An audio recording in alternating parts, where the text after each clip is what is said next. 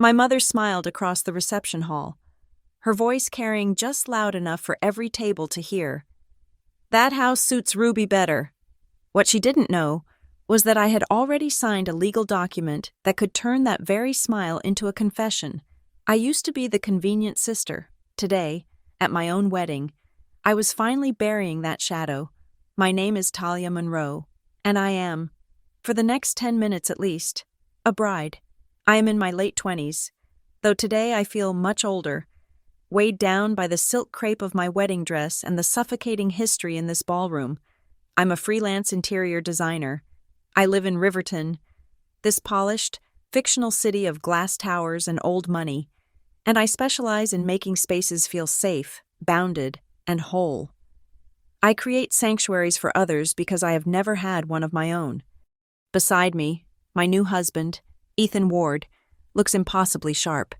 His hand is a warm, steady weight on my thigh, a silent anchor in the glittering chaos. We actually did it. We survived the ceremony, exchanged the vows, and signed the certificate before the facade of my family's civility could crack. The champagne flutes are being refilled, the murmur of polite conversation, the clinking of silverware against expensive china. It is the soundtrack of a perfect, high-society wedding. Ethan's father, Arthur Ward, a man who commands rooms without ever raising his voice, taps the microphone. "If I could have everyone's attention for just a moment," he says. The room settles instantly, 100 faces turning toward the head table. His wife, Eleanor, stands beside him, her elegance radiating a genuine warmth that I have only recently learned to trust. "Ethan, Talia," she begins, her smile crinkling the corners of her eyes. "We are so thrilled to officially welcome you to the family. Talia, we have watched Ethan find such profound joy with you." Arthur nods, taking the microphone. "We wanted to give you something to start this new chapter properly, a foundation for the life you're building together." He signals to the concierge, who approaches carrying a small, flat box covered in dark blue velvet. It is not a ring box. It is something else. "In the heart of Riverton," Arthur continues, his voice resonating with quiet pride as he opens the box. Inside, resting on white satin, is a single, heavy, complex-looking key. It is sleek, modern, and looks expensive. "The penthouse at Skyline Crest. It's yours. Welcome home." A collective gasp sucks the air out of the ballroom. Skyline Crest isn't just a building. It is the building. A spear of glass and steel that pierces the clouds. A landmark of Riverton's wealth. The penthouse is legendary, a property spoken of in hushed, aspirational tones. The applause is immediate and thunderous. Guests turn to each other, eyes wide with shock and envy. Ethan squeezes my hand, laughing, and I turn to thank his parents, my heart threatening to burst with a kind of overwhelming gratitude I have never been allowed to feel before. It is too much. It is perfect. And then, the applause cuts off, choked by a single, familiar voice. "Oh, Arthur, that's just too generous." My mother, Marjorie. The silence that falls is heavy, metallic. It is the sound of 100 forks freezing halfway to 100 mouths. I feel the focus of the entire room shift from the happy couple to her. She is sitting at the front table, beaming, her posture radiating satisfaction, as if she were the one who had just received the gift. "But that view," she continues, her voice projecting perfectly to the back wall, each word enunciated with cheerful, devastating precision. "It really would suit Ruby so much better." My sister, Ruby. She is sitting next to my mother, draped in a shockingly bright scarlet-red dress. She always wears red to other people's weddings. It is her signature, her way of reminding everyone where the real center of attention should be. She stands up, a vision in silk, gliding between the tables. The red fabric flows around her like a beautiful, open wound. She arrives at our head table, leaning between Ethan and me, the scent of her perfume, the same one she knows I'm allergic to, washing over me in a cloying wave. "Mom, stop it," Ruby laughs, though the laugh is brittle and does not reach her eyes. She winks at Arthur and Eleanor, She's just kidding, mostly. Then she turns to me, her smile tight, patronizing, the smile she has used on me my entire life. It's just a house, sis. Don't look so pale. You will ruin your pictures. The smiles in the ballroom are frozen. They are horrifying. Stretched. Plastic masks. Nobody knows where to look. Is this part of the speeches? Is this some strange, aristocratic joke? Is it real?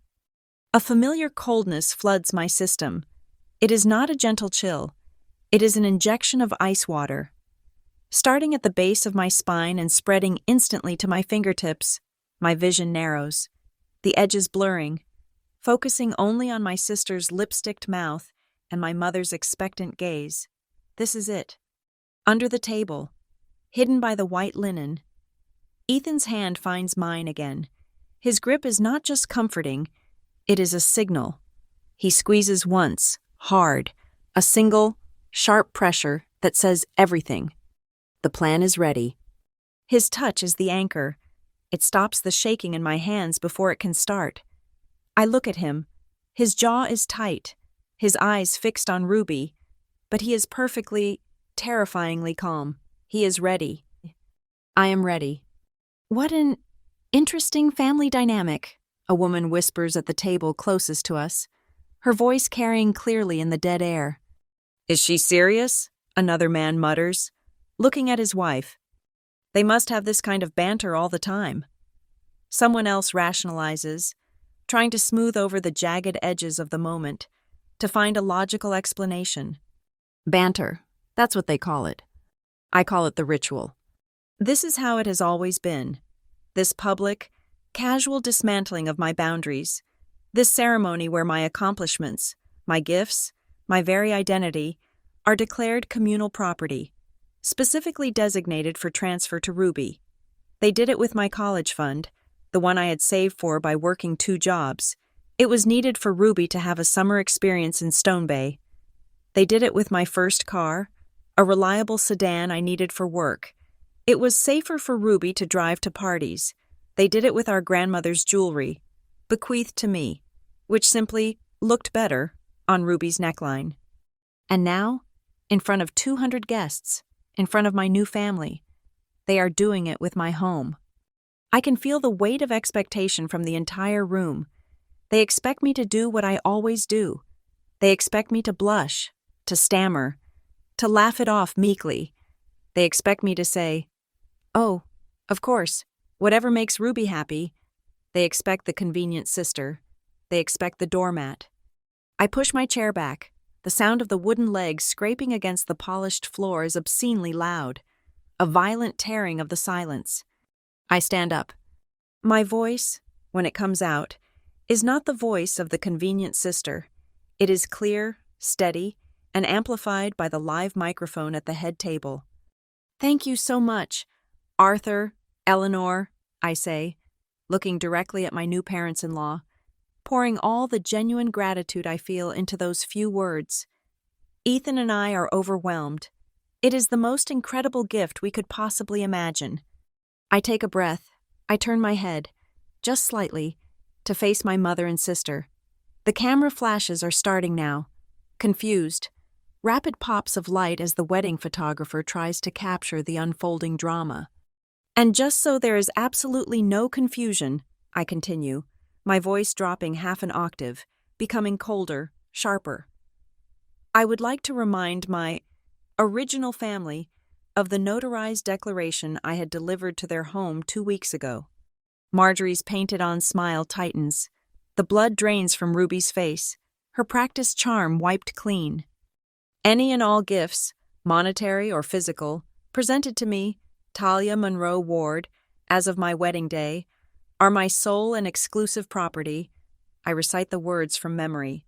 They are non-transferable, non-negotiable, and cannot be co-opted, borrowed, or assigned to any third party, family or otherwise, without my explicit wet ink signature on a separate, binding legal release. The silence in the room is no longer metallic. It is crystalline. It feels as if a single loud noise could shatter the entire room into dust. Marjorie, however, is a seasoned performer. She recovers instantly. The mask of the calm. Concerned mother slides into place. She even manages a small, sad laugh, a sound of pure manipulation. Talia. Darling, she coos, standing up and walking toward me, her hands outstretched as if to placate a hysterical child. What on earth are you talking about? Legal declarations? We are at your wedding. Sweetheart, please, don't make a scene in front of all these lovely people. You are embarrassing yourself. She reaches out, aiming to pat my arm, to physically diminish me, to reestablish her control. I step back. I pull my arm away from her grasp as if from a hot stove. The rejection is sharp, visible, and unambiguous. I am not, I say, my voice dangerously level, cutting through her performance. This is not a scene.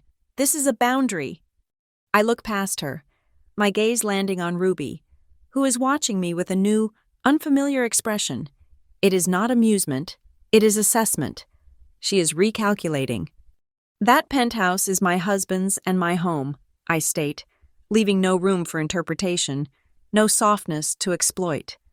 Do not touch it. Marjorie's mask flickers.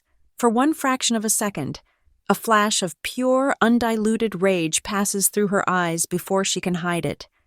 Talia Ann Monroe, she hisses, her voice dropping to a low snarl.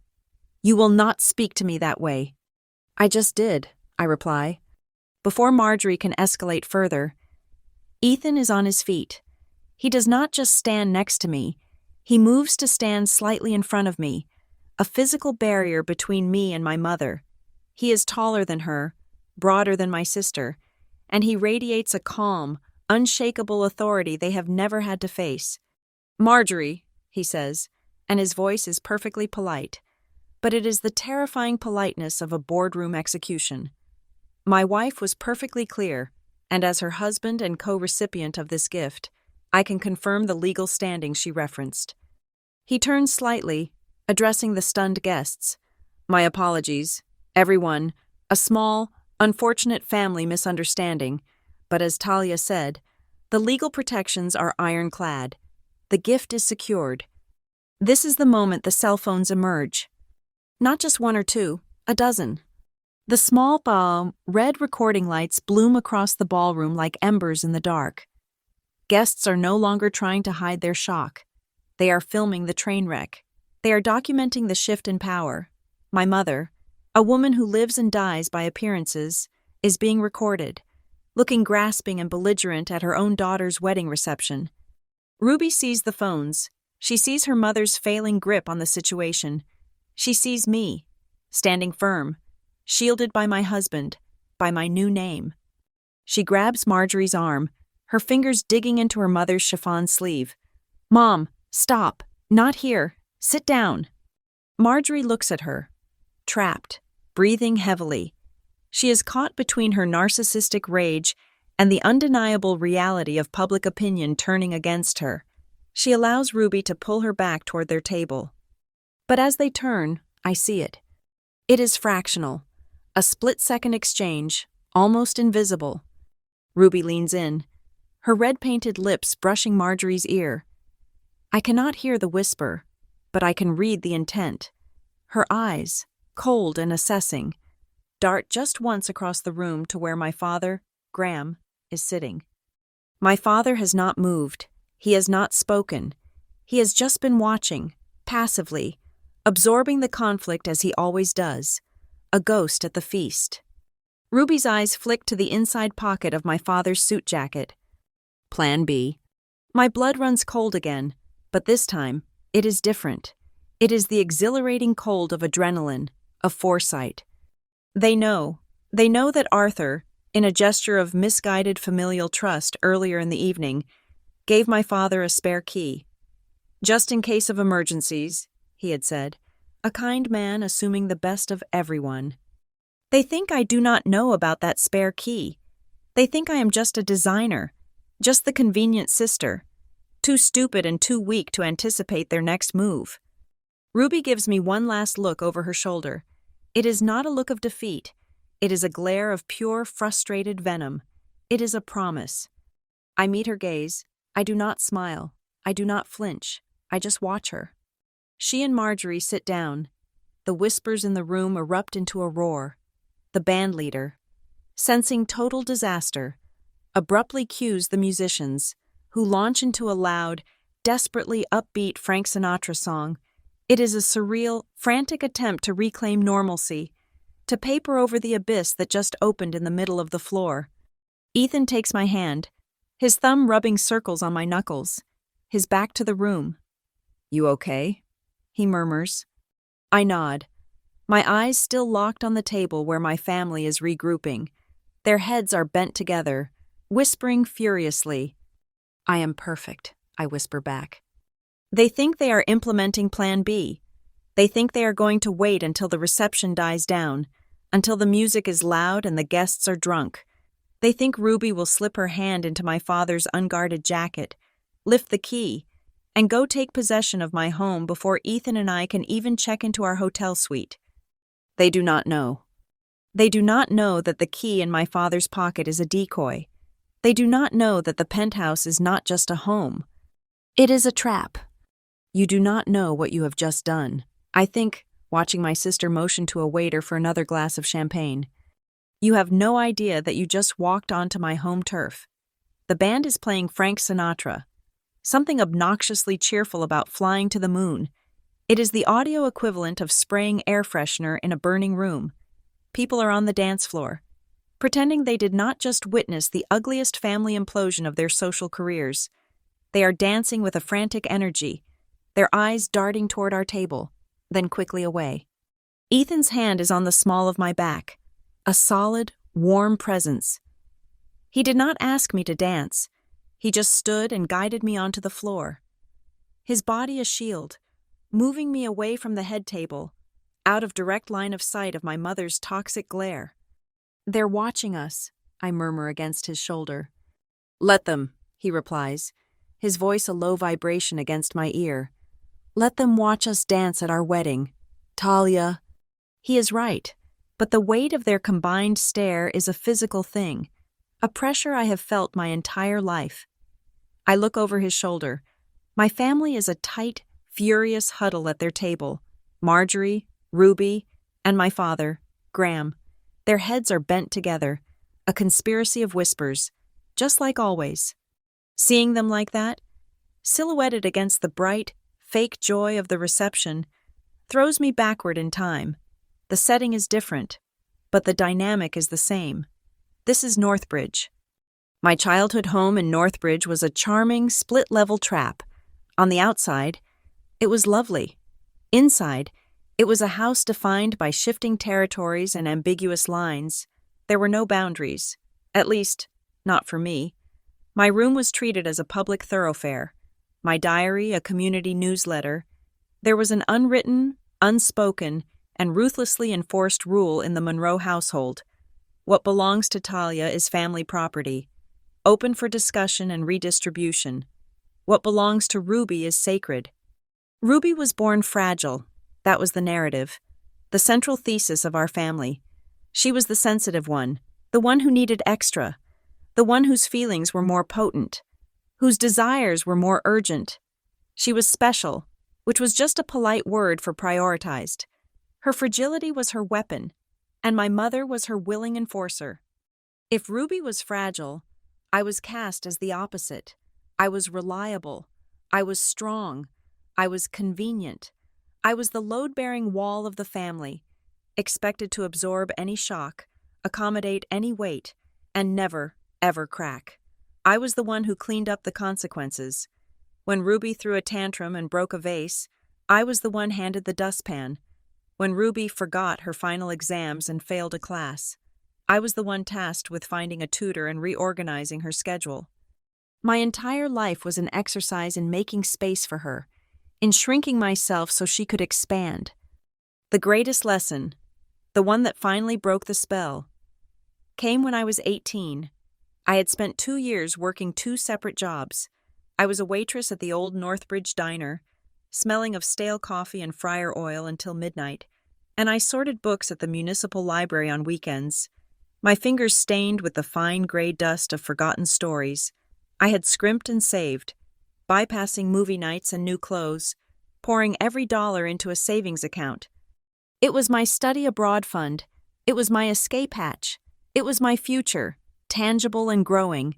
I had saved just over $9,000. The account was technically a joint one, set up with my mother, just in case of emergencies.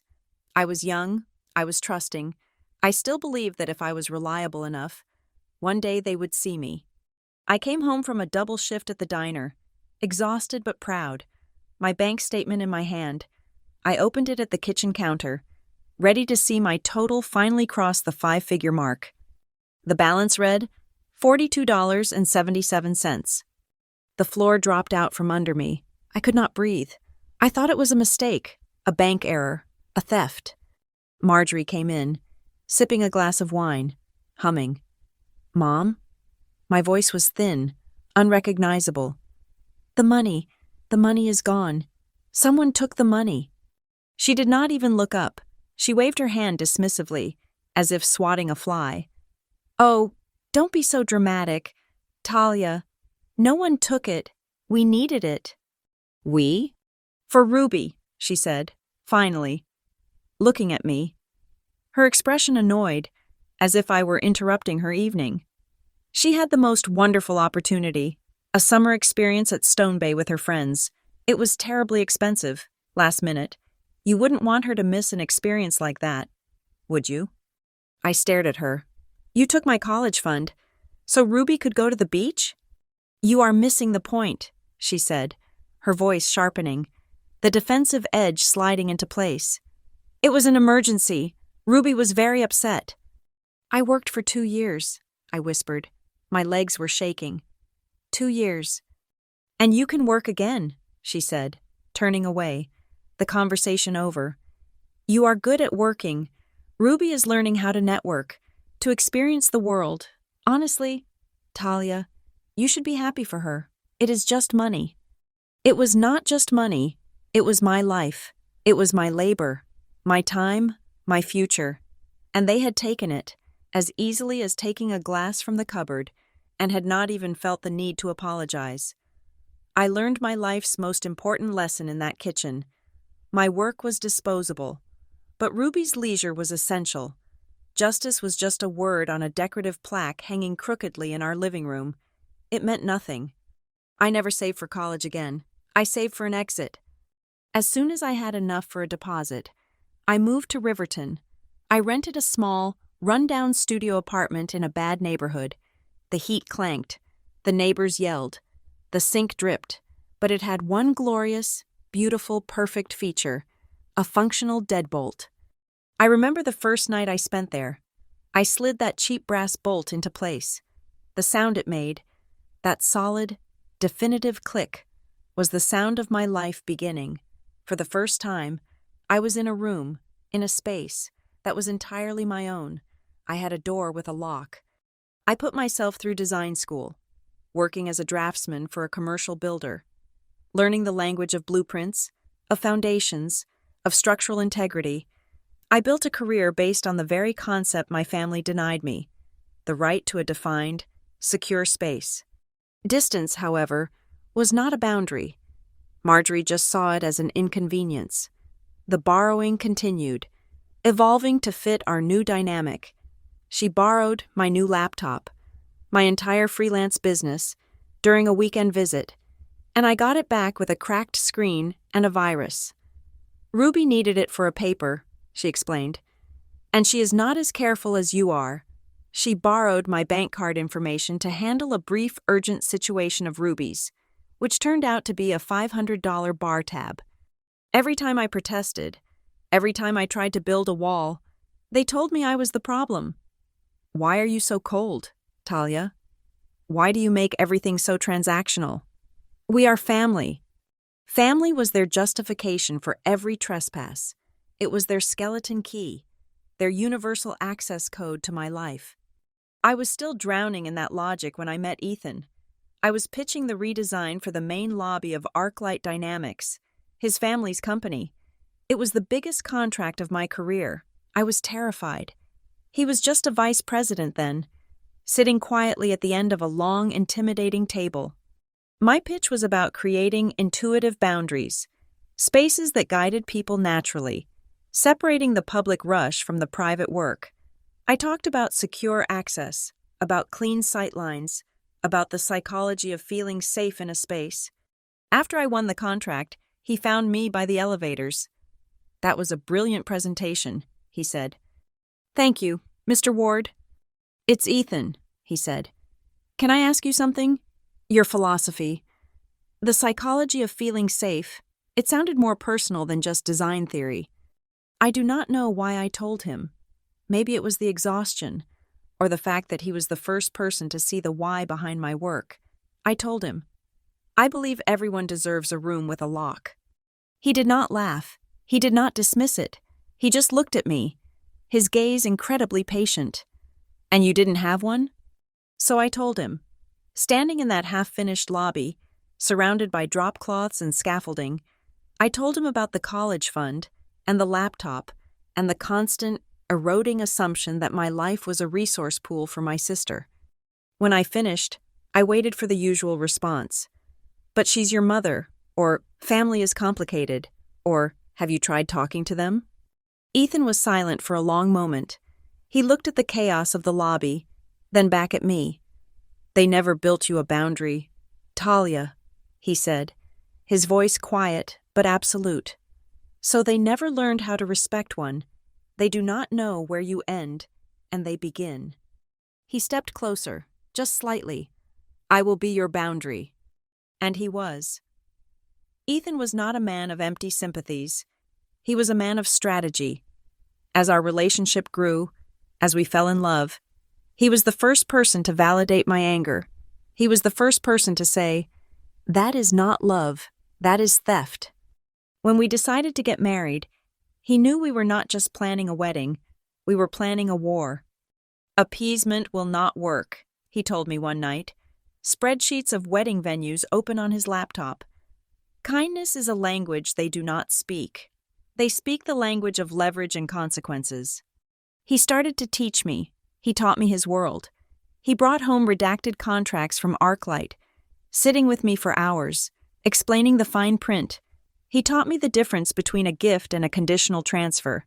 He taught me the power of notarization, of affidavits, of creating a paper trail so clean and so cold it could not be argued with. My design skills found a new application. I was no longer just drawing lines on a blueprint. I was drawing lines on my life. The legal framework was Ethan's idea, but the technology, that was mine. "They will not respect the paper. Ethan," I told him, 2 months before the wedding. "Not at first. They will see it as a suggestion, a tantrum. They will try to bypass it." "So what do? "We let them," I said. "We build a trap that does not feel like a trap, a system that doesn't just deter. It documents. It has to be passive. It cannot just be an alarm. It has to be a witness." I sketched it out on my design tablet, a smart home system, but inverted, not designed to keep people out, but to record them once they were in, using a key they thought was legitimate. "We will call it the Night Warden," I said, "a silent digital observer." The music on the dance floor swells to a crescendo and ends. The applause is polite, scattered. Ethan and I walk back to the head table, the temporary truce of the dance floor over. My clutch, a small, beaded antique thing, is sitting on my chair. It is barely large enough for a phone and a lipstick. My fingers close around it. It is heavier than it looks. It is not heavy with makeup. Inside, folded into a neat, stiff square, is the original, gold-embossed, watermarked, notarized copy of the titled gift declaration, the legal wall Ethan and I built. The copies I had couriered to my family 2 weeks ago were just warnings. This is the foundation. I glance across the room. Ruby is checking her phone, impatient. Marjorie is sipping her champagne, her smile back in place. My father is staring at his empty plate. They are waiting, biding their time, letting me cool off. They think I am the same girl from Northbridge. They think this is just another tantrum, another momentary protest before the inevitable, Convenient fold. My hand tightens on the clutch. They have no idea that I am not the wall they can lean on anymore. I am the architect, and the blueprints are already drawn. The memory of the ballroom, the flashing phones, the sharp intake of breath from the guests, all of it dissolves. The noise and the heat of the reception hall fade, replaced by the sterile quiet and the cold, recycled air of an office building.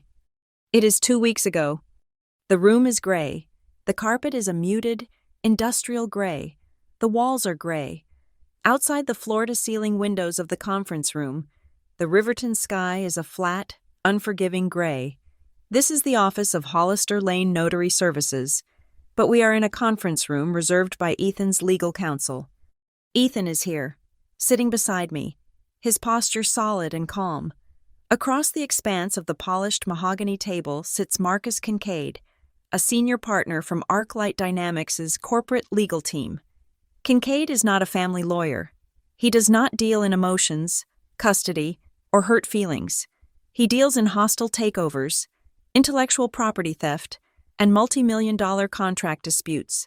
He is exactly the man I need. He is not looking at us. He is looking at a document. It is 20 pages long, bound in a crisp blue cover. The title, in a heavy, serious font, reads, Binding Personal Gift Declaration. Let us review the key provisions, Kincaid says. His voice is dry, like sandpaper on stone. He does not waste time on pleasantries. He slides a copy across the table to me. The paper is heavy, thick, and cool to the touch. It feels less like a document and more like a weapon. Section 3, subsection A, he continues, tapping the page with a gold pen. The inviolate clause. This specifies that any gift, tangible or intangible, monetary or property, presented to you, Talia Monroe, in the context of your marriage, is for your sole and exclusive use. Note the language. I read the line he is indicating. It is dense, packed with legalese, but the intent is crystal clear. It explicitly forbids transfer, assignment, co-opting, delegation of authority, or use as collateral or mortgage, in whole or in part, by any third party. Kincaid looks up, his eyes meeting mine.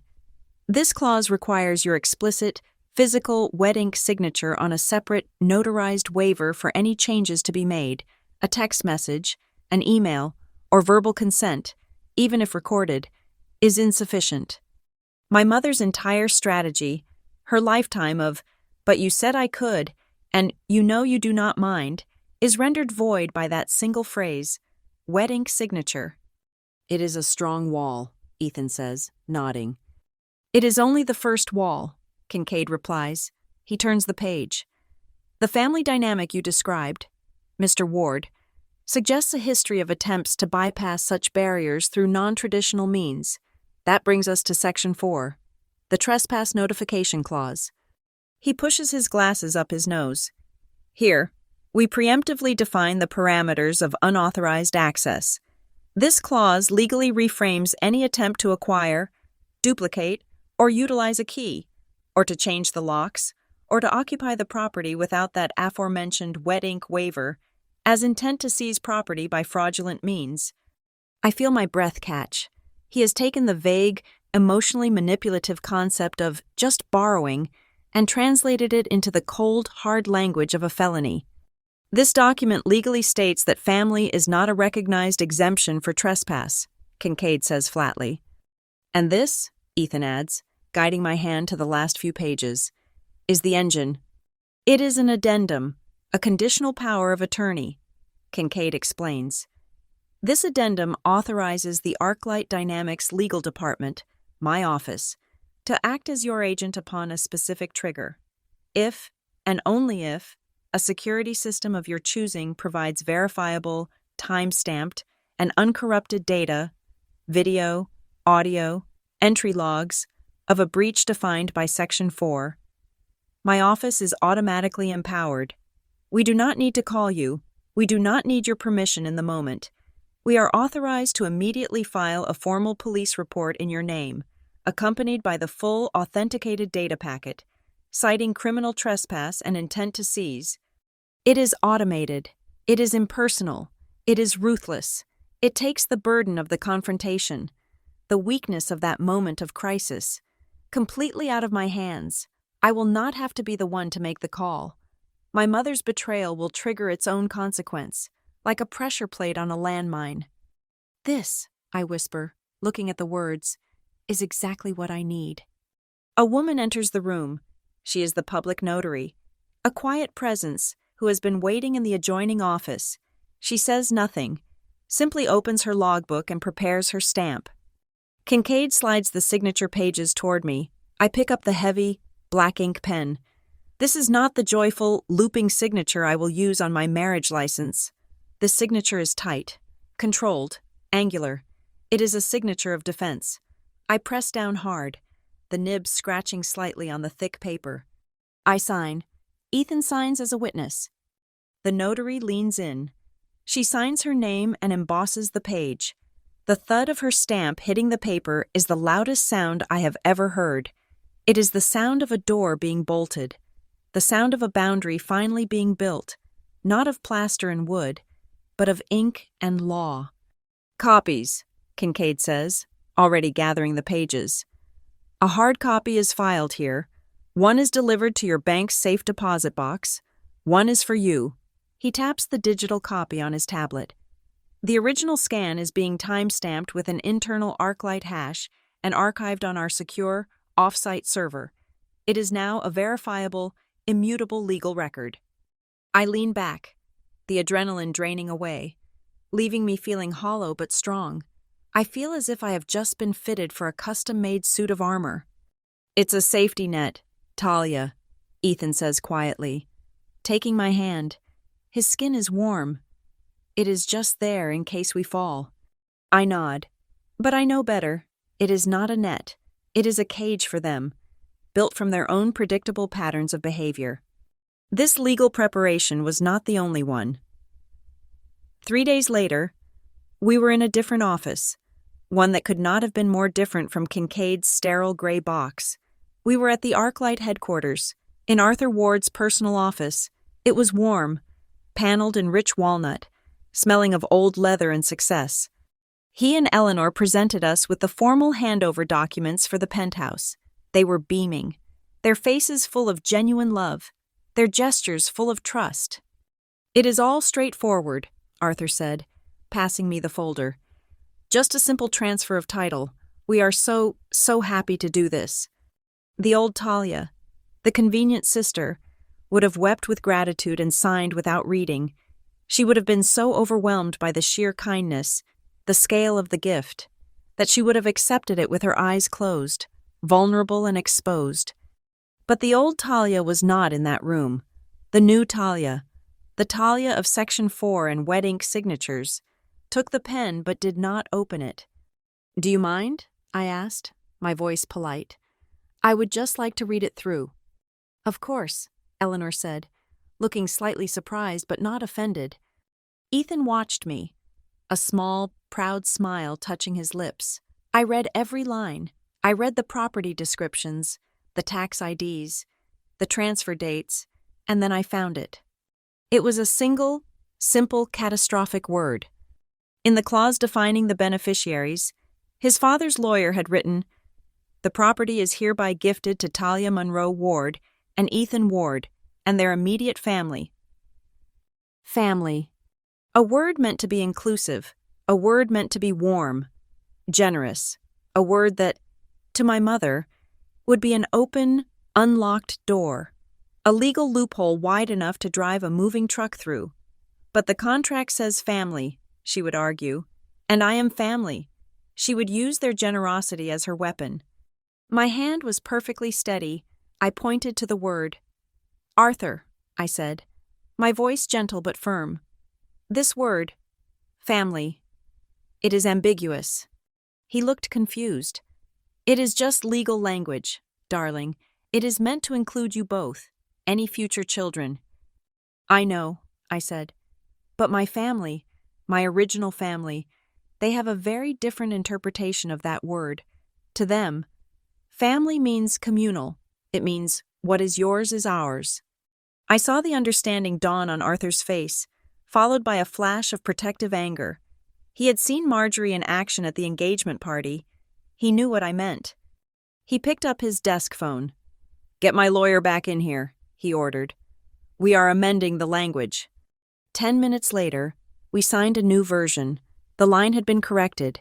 It now read, "The property is hereby gifted to Talia Monroe Ward and Ethan Ward as a single marital unit, and them alone." The line was drawn. The blueprint was corrected.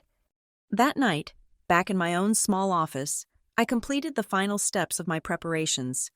I scanned the notarized declaration from Kincaid's office, the one with the embossed stamp. I encrypted the file, locking it with a 32-character password. I then logged into a new, secure email account I had created under a pseudonym. I attached the encrypted file and sent it to myself, with the subject line, "Insurance Policy N-01." It created a separate, independent, digital data trail, stored on a server that had no connection to me or ArcLight. I opened another new document. I stared at the blank white screen. I typed, "Dear Mom." I paused, my fingers hovering over the keys. I could write her a letter, a final warning. "I have drawn a line. Do not cross it. If you cross it, there will be consequences." I thought about her voice in the reception hall. It suits Ruby better. I thought about my college fund. I thought about a lifetime of being told my boundaries were selfish. A warning is a courtesy. It is a kindness. It is an offer of grace to an opponent you respect. I deleted the text. I closed the document, unsaved. She did not deserve a warning. She deserved exactly what Kate and Cade had prepared for her.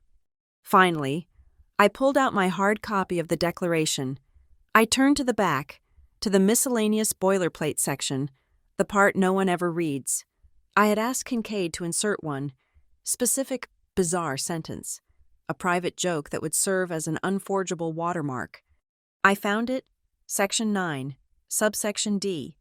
Amid the dense legal text about jurisdiction and severability, it read, "All prior verbal claims or assumptions are hereby rendered null, void, and as transient as a Northbridge winter." It was my hidden signature, my proof of authenticity, tucked away in the armor. The memory of the office fades.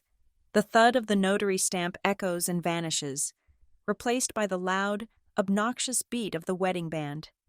I am back at the reception. My hand is on my clutch.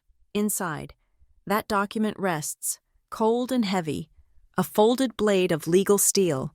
Ruby is laughing at something her friend said, unaware. My mother is watching me, her eyes calculating, planning her next move. She is planning to break into a house. She has no idea she's about to try and break into a fortress. And I have all the blueprints. The penthouse at Skyline Crest is a beautiful, empty stage.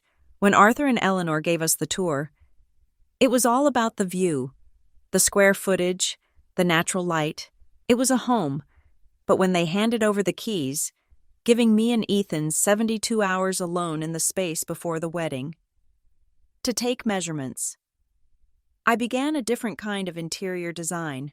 I was not measuring for curtains. I was assessing vulnerabilities. I was installing a foundation. The system is named the Night Warden.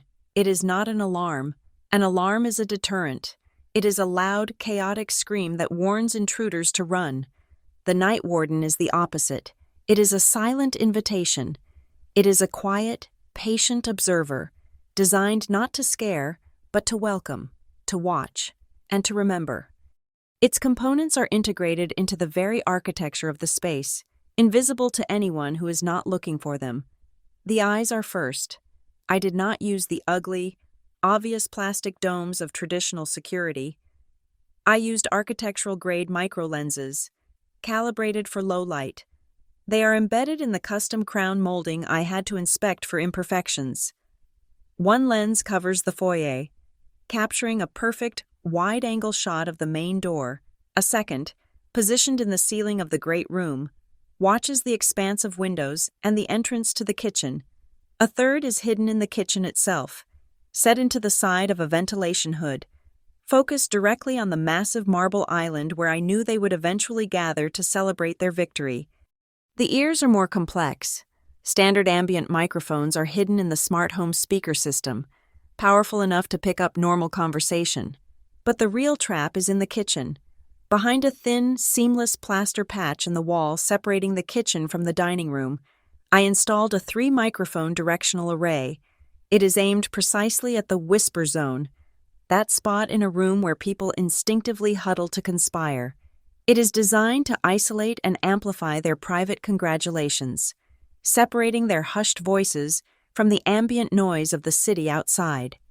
But the heart of the night warden is not its eyes or its ears. It is the lock. The system is built around a logical paradox. A normal security system triggers when the wrong key is used. The night warden activates only when the right key is used. The key in question is currently resting in the inner breast pocket of Arthur Ward's tuxedo vest. It is the decoy. On the outside, it is a heavy, beautifully milled piece of metal, identical to the real one. On the inside, molded into the black plastic head, is a passive near-field communication tag, a simple, invisible chip. The lock on the penthouse door is a sophisticated dual interface system. When it detects that specific, unique NFC tag, it executes a custom logic sequence I programmed myself. Rule 1. The deadbolt retracts. The light on the panel flashes green. The apartment says, "Welcome." Rule 2. The primary alarm system is disabled. The police are not notified. There is no siren, no warning. Rule 3. The instant the bolt retracts, the night warden's internal recording system is triggered. All cameras and microphones go hot. The system begins buffering a continuous, high-definition feed. As a secondary trigger, the moment the microphones are live, the system begins listening for specific acoustic signatures. I spent an hour last week feeding it recordings from old voicemails and family videos.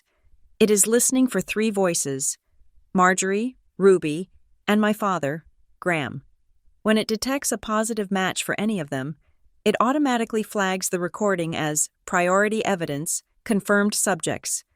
My notification will be subtle. When the decoy key turns, my phone, tucked inside my wedding clutch, will not ring. It will not flash a bright red warning. It will vibrate. Exactly 1 time. A short, sharp, tactile pulse. Ethan's phone will do the same. It is a silent signal, tied to a disguised productivity app on our screens. The icon is a minimalist, monochrome owl, the watcher in the night. The plan to place the key was Ethan's. He gave it to his father this morning. A perfect performance of filial trust. "Dad, this is the master spare for the penthouse," he said, holding it out. "With all the chaos today, I trust you to keep this secure more than I trust myself." Arthur, a man whose entire life is built on honor and good faith, had accepted it gravely, slipping it into his vest, a gesture of trust, now weaponized. The real key, the one that deactivates the night warden and grants us true, safe access, is not on my person. It is not in our hotel suite. It is currently sealed in a notarized envelope inside our new safe deposit box at Riverton Central Bank, which cannot be accessed until 9 o'clock tomorrow morning. We could not get into the apartment tonight even if we wanted to. The scene must remain sterile. I knew my sister, Ruby, would not ask Arthur for the key. She would steal it. She is a creature of opportunity and plausible deniability. So, I added a layer. Tucked into the silk lining of Arthur's vest pocket, adhered with tailor's tape, is a tiny contact sensor, no larger than a grain of rice. The decoy key has its match.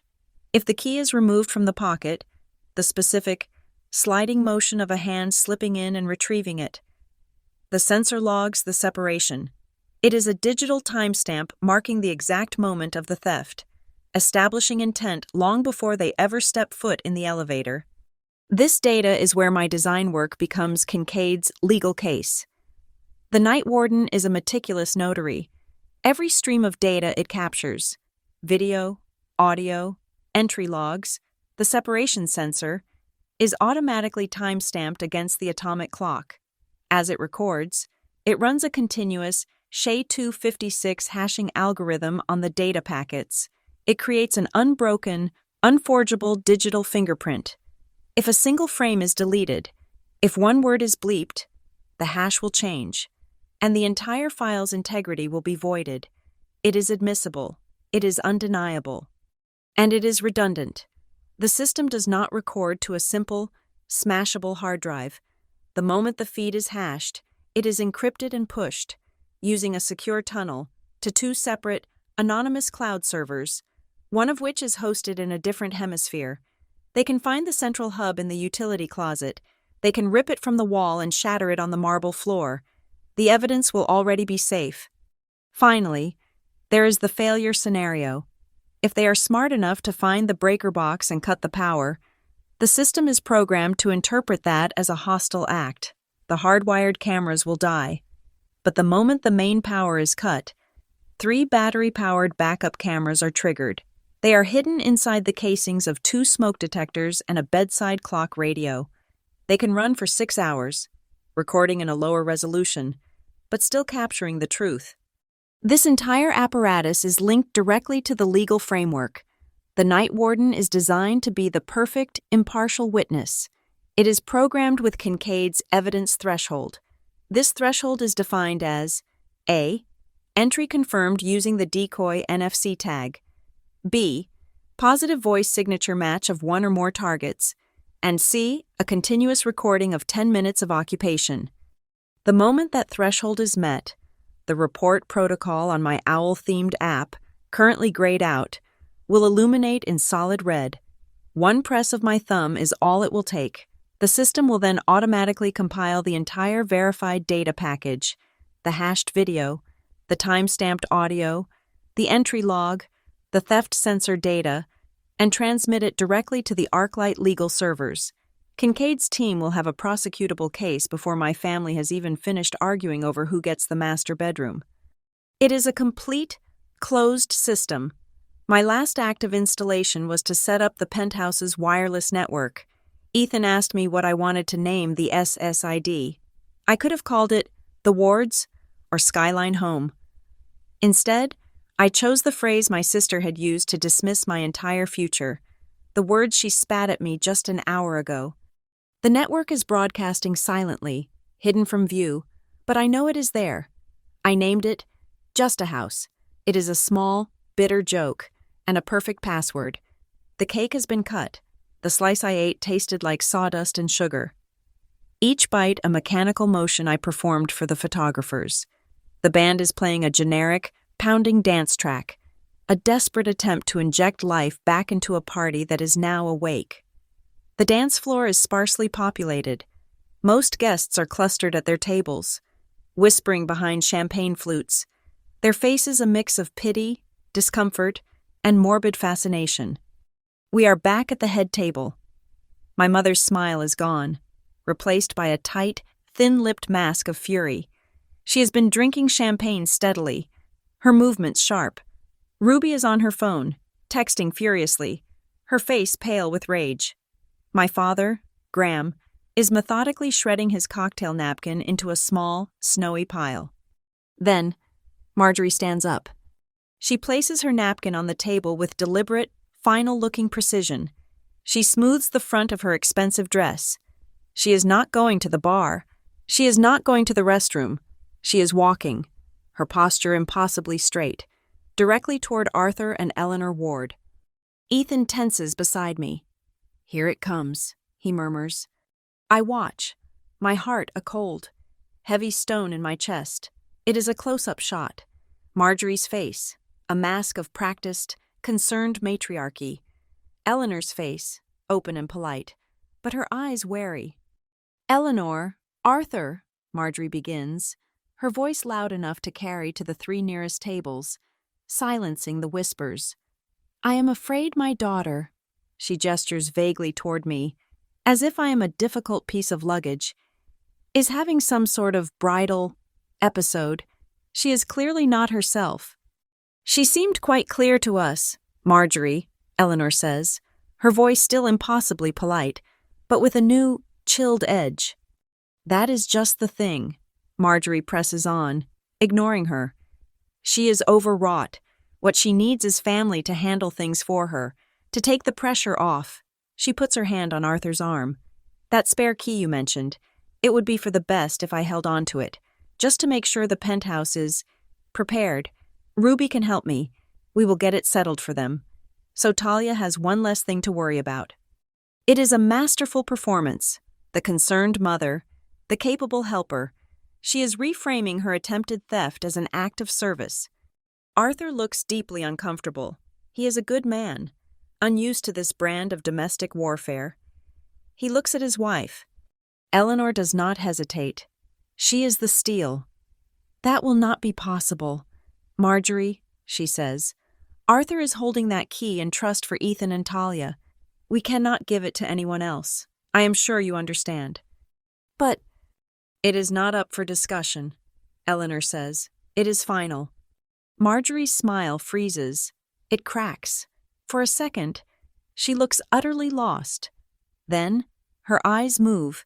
It is a fast, calculating flicker, down from Arthur's face, to the left side of his tuxedo vest, to the slight bulge in the inner pocket. She saw where he put it. She knows exactly where it is. She composes herself, patting Arthur's arm again. Of course, I understand completely.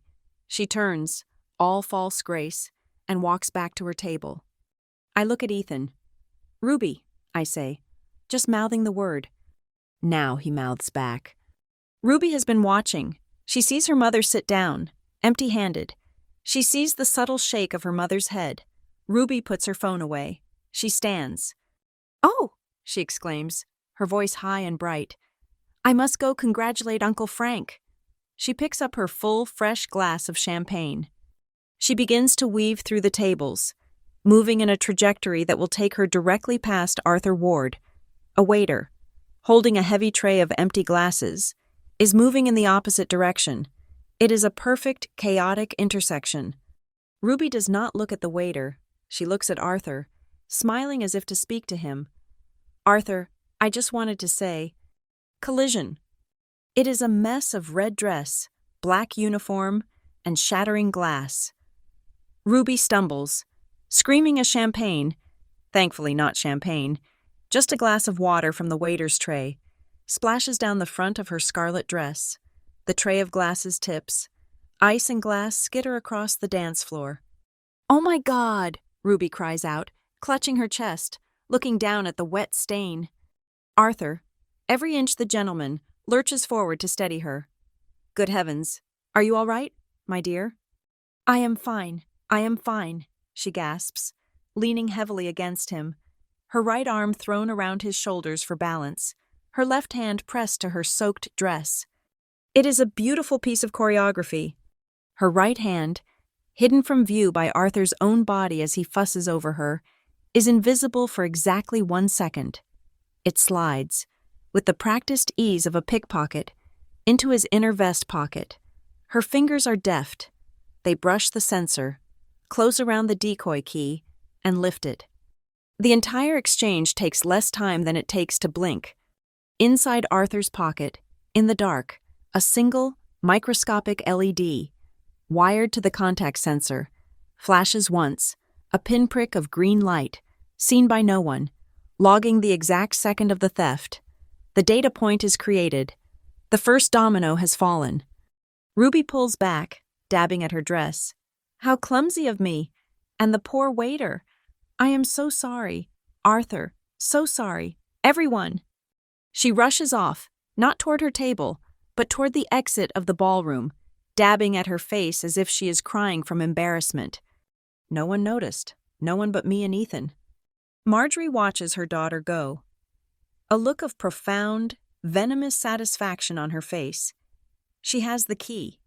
I feel a cold, quiet calm settle over me. The shaking is gone, the anger is gone. All that is left is the sharp, bright clarity of the next step.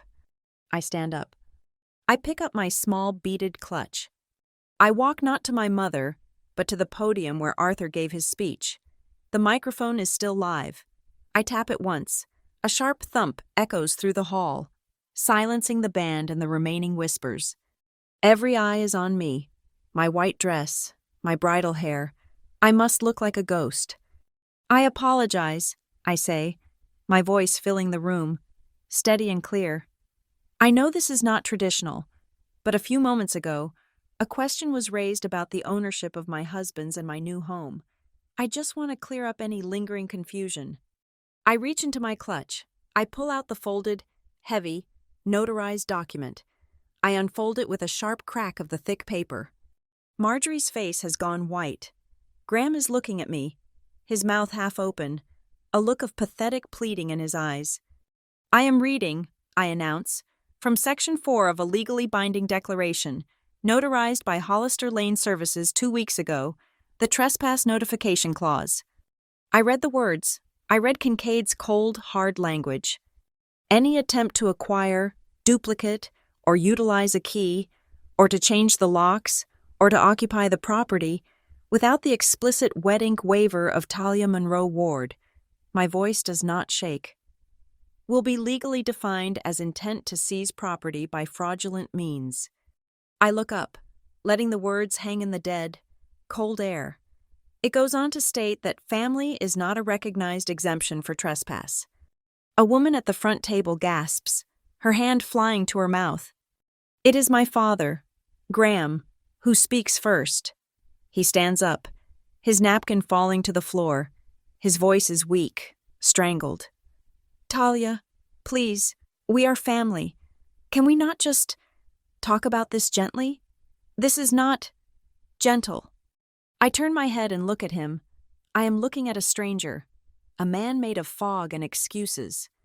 I have been gentle for 28 years, Dad, I say, my voice cutting through his weakness, and gently has gotten me nowhere.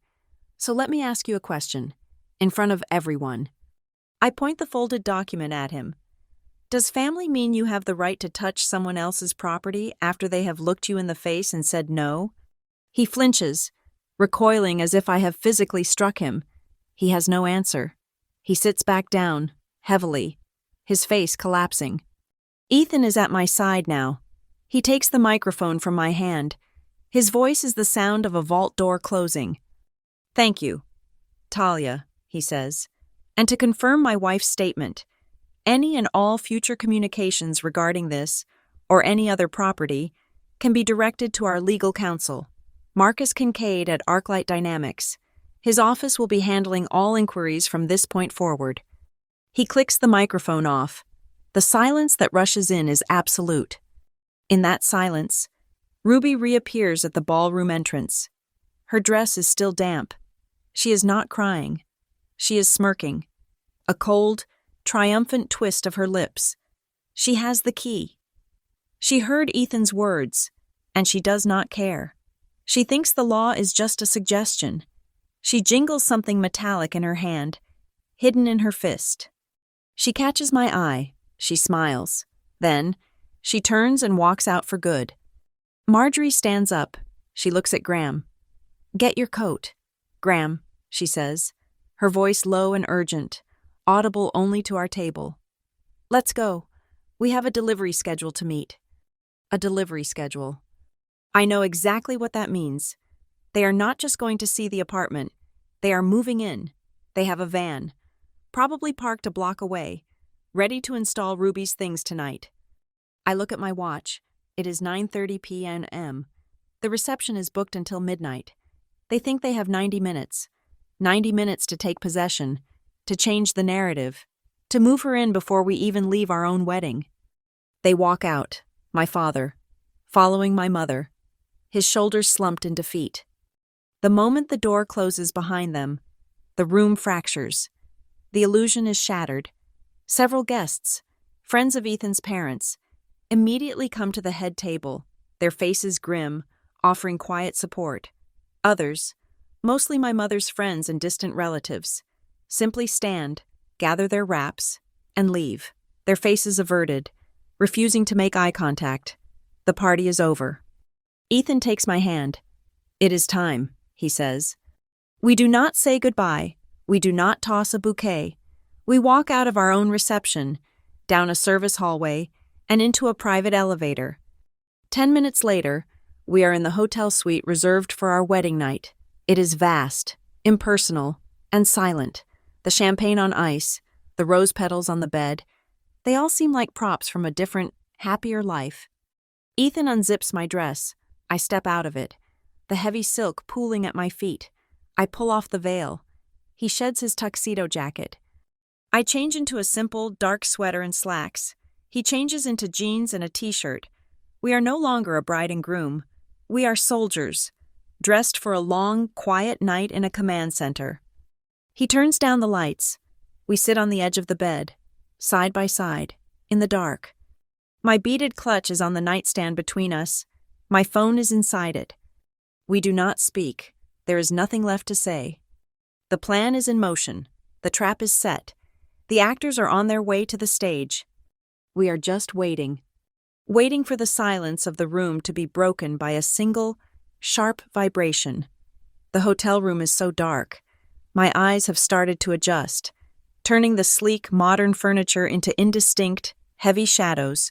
The only light comes from the city of Riverton, a distant, glittering smear below our window. Ethan and I sit on the edge of the bed, not touching, just two silhouettes facing the nightstand. My beaded clutch is open. My phone rests on the polished wood. Screen dark.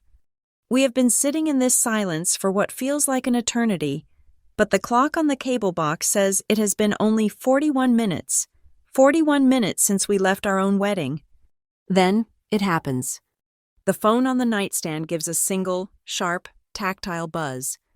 It is not a long vibration. It is a pulse, short, definitive, and absolutely final. Ethan's breath hitches. I feel mine stop. I pick up the phone. My thumb finds the biometric sensor. The screen illuminates, blinding me for a second, then adjusts. The disguised app, the one with the icon of the minimalist owl, is no longer static. The owl's eyes are glowing a soft, pale green. I tap it. The screen flickers, authenticating, and then the feed opens. It is not one feed. It is a grid of 3. The foyer, the great room, the kitchen. The screen is black for a moment, then floods with light. They have hit the switches. The foyer camera, angled perfectly from the crown molding, shows the front door closing with a soft, expensive thud. And there they are. My family, Marjorie, Ruby, Graham. They stand in the entryway for a moment, bathed in the light of the crystal chandelier. They are not tense. They are not acting like intruders. They are relaxed. They are triumphant. Marjorie is smiling, a genuine smile of possession, her head tilted back as she surveys her new domain. Graham, my father, lets out a long breath, his shoulders, which had been slumped in defeat at the reception, now straightening. He looks relieved. "Well," Marjorie says. Her voice is crisp and clear, perfectly captured by the microphones. That was easier than I thought. Ruby, still in her damp scarlet dress, shoves past them. She does not walk. She runs. She kicks off her high heels, sending them skittering across the marble floor, and sprints barefoot into the great room, right into the line of sight of the second camera. She runs straight to the floor-to-ceiling windows. The city of Riverton is spread out before her like a carpet of diamonds. She presses both hands against the glass. "It is mine!" she screams. It is not a shout of joy. It is a scream of conquest. This view. It is all mine. She really thought she could keep this from me. She turns, her face flushed with adrenaline and champagne, her hair wild. She looks directly at the camera in the ceiling, not seeing it, but seeing the whole room. "This is my house."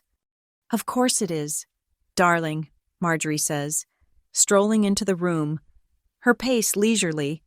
She runs a manicured hand over the back of a velvet sofa. "We just had to get past all that unpleasantness. Talia gets so emotional." My father wanders in after her. His hands in his pockets. He is smiling. It is a small, smug, self-satisfied smile. He walks over to the kitchen island, into the view of the third camera.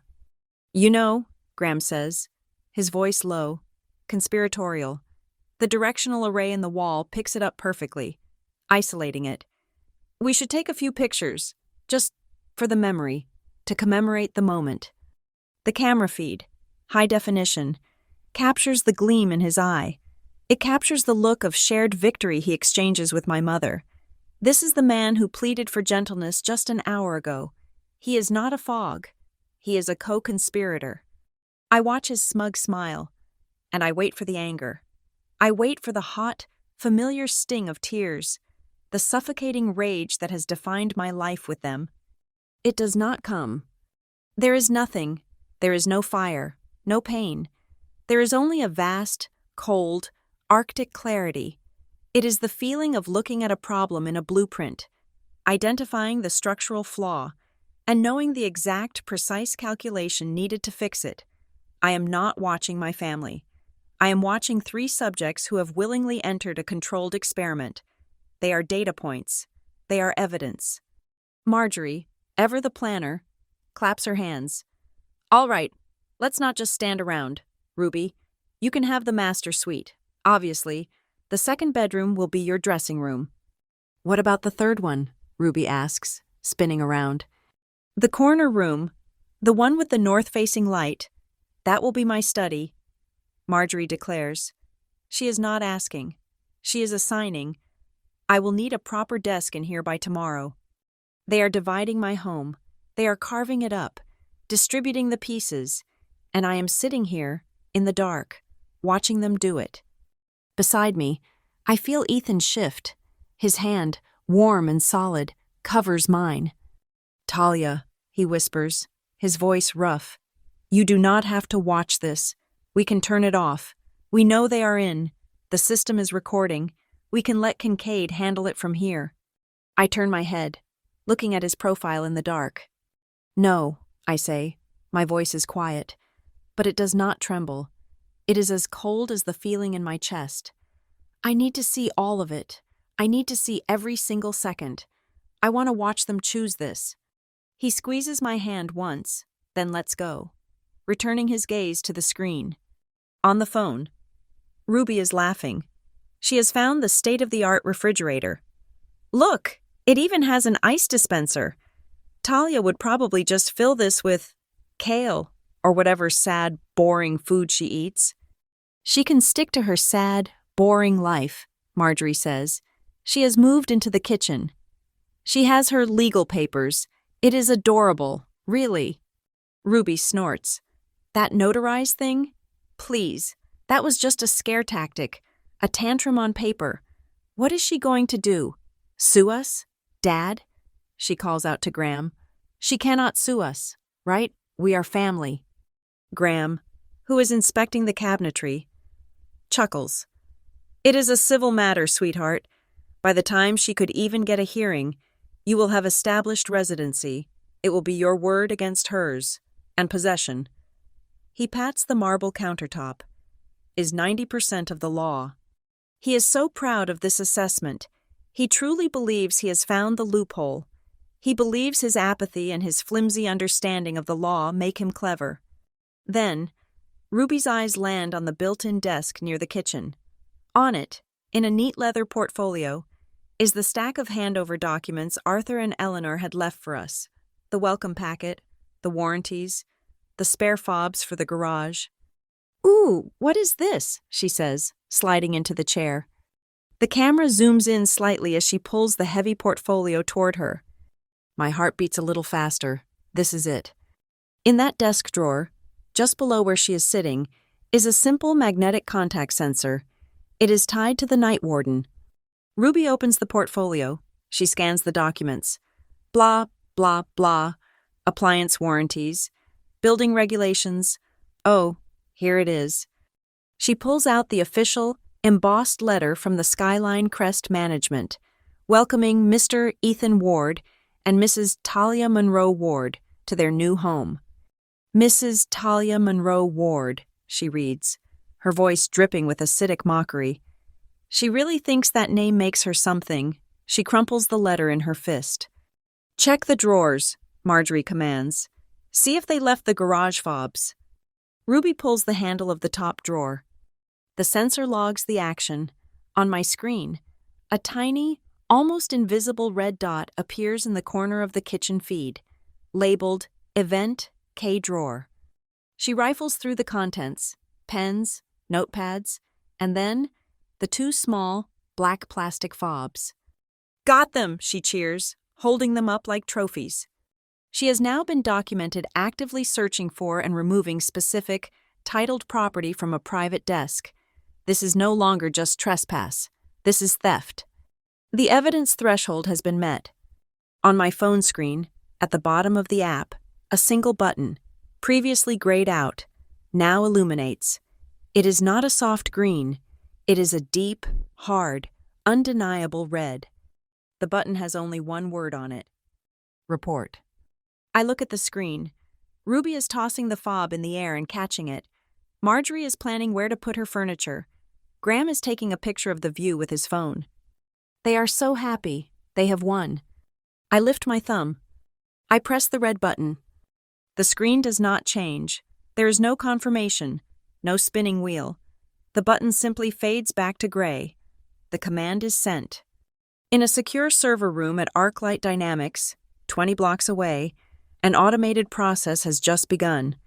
The night warden is compiling the last 10 minutes of verified, hashed, and time-stamped data, the foyer entry log, the contact sensor log from Arthur's pocket, the positive voice matches for Marjorie, Ruby, and Graham, the video of Ruby at the window, the audio of Marjorie dividing the rooms, the video of Graham's smug smile, the audio of Ruby dismissing my legal rights, the drawer sensor log, the video of her taking the fobs. The entire package, a perfect, airtight, digital witness, is being wrapped. It is being authenticated by Kincaid's systems and, as per the conditional power of attorney I signed, it is being pushed directly to a dedicated evidence portal on the Riverton Police Department server. The system is automated. The police are not on their way. The police are now, at this exact second, receiving a verified, in-progress felony complaint from a high-priority corporate legal source. I continue to watch. My family is oblivious. They are in my home, celebrating my defeat. Marjorie pulls out her phone. "All right, I am calling the delivery service. They are on standby at the corner. They can bring up the first few boxes. Ruby, you and your father go down and let them into the service elevator." "On it," Ruby says. They are moving in. "Wait," Marjorie says, looking around. "The lighting in the hallway is a little flickering. Is the power funny in this building?" I look closer at the screen, at the foyer feed. The lights in the apartment are fine, but the light from the public hallway, visible under the crack of the door, she is right. It is flickering, a rhythmic, pulsing flash, blue and red. They are not just approaching. They are here. They are on the floor. They are outside the door. My father, who is closest to the door, freezes. "Did you hear that?" he whispers. "Hear what?" Marjorie says, annoyed. A sound comes through the door, not from the microphones in the apartment, but from the ambient mic at the foyer, picking up the noise from the hallway. It is a loud, authoritative knock. Thud, thud, thud. The three of them freeze. Their faces, just moments ago so full of triumph, are now identical masks of confusion and sudden, cold panic. A voice, deep and amplified by a bullhorn, echoes through the heavy door. "This is the Riverton Police Department. We have a verified report of an illegal entry in progress. Open the door, now." The knocking from the hallway is no longer a request. It is a percussive, tactical command. Thud, thud, thud. "Riverton Police Department. We have a verified order. Open this door now." On my phone screen, in the bright, unforgiving light of the foyer, my family is a frozen statue of panic. Graham is visibly trembling, his hands fluttering at his sides as if looking for something to hold. Ruby is chalk white, her mouth open, her breath coming in short, visible gasps. Marjorie, however, is a different animal. Her face, which had been soft with triumph just moments before, snaps hard. The mask of the mother is gone, replaced by the rigid, furious face of a monarch facing a rebellion. "Graham, for God's sake, open the door," she hisses. "This is a misunderstanding. It is absurd." "But the police," he whimpers. "Open it." My father, a man who has spent his life obeying her commands, shuffles forward, his hand, shaking, reaches for the deadbolt. The camera captures the fumbling of his fingers as he turns the latch. The heavy door swings open. 2 uniformed officers are standing in the doorway. They are not the relaxed, neighborhood beat cops my mother is used to manipulating. They are tall, alert, and their expressions are completely professionally flat. They are all business. Graham stumbles back, as if the sight of their uniforms is a physical blow. "Good evening, sir," the lead officer says, his voice a calm, level monotone that cuts through the tension. He takes one step, a deliberate, authoritative motion, just inside the threshold. His partner remains at the door, his hand resting near his belt, his eyes scanning the room. "Officers!" Marjorie sweeps forward, pushing past Graham, her voice suddenly warm, modulated, full of concerned, upper-class charm. "Thank goodness. There has been some terrible, terrible mistake. This is my daughter's apartment. We are just setting it up for her. You have the wrong unit." The officer does not smile. He does not even look at her.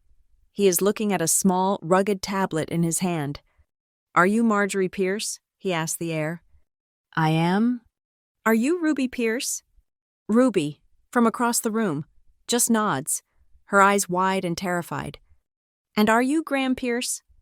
My father makes a small, choked sound. Yes, I am." The officer finally looks up, his gaze sweeping over the 3 of them, cold and assessing. "Then we have the right unit.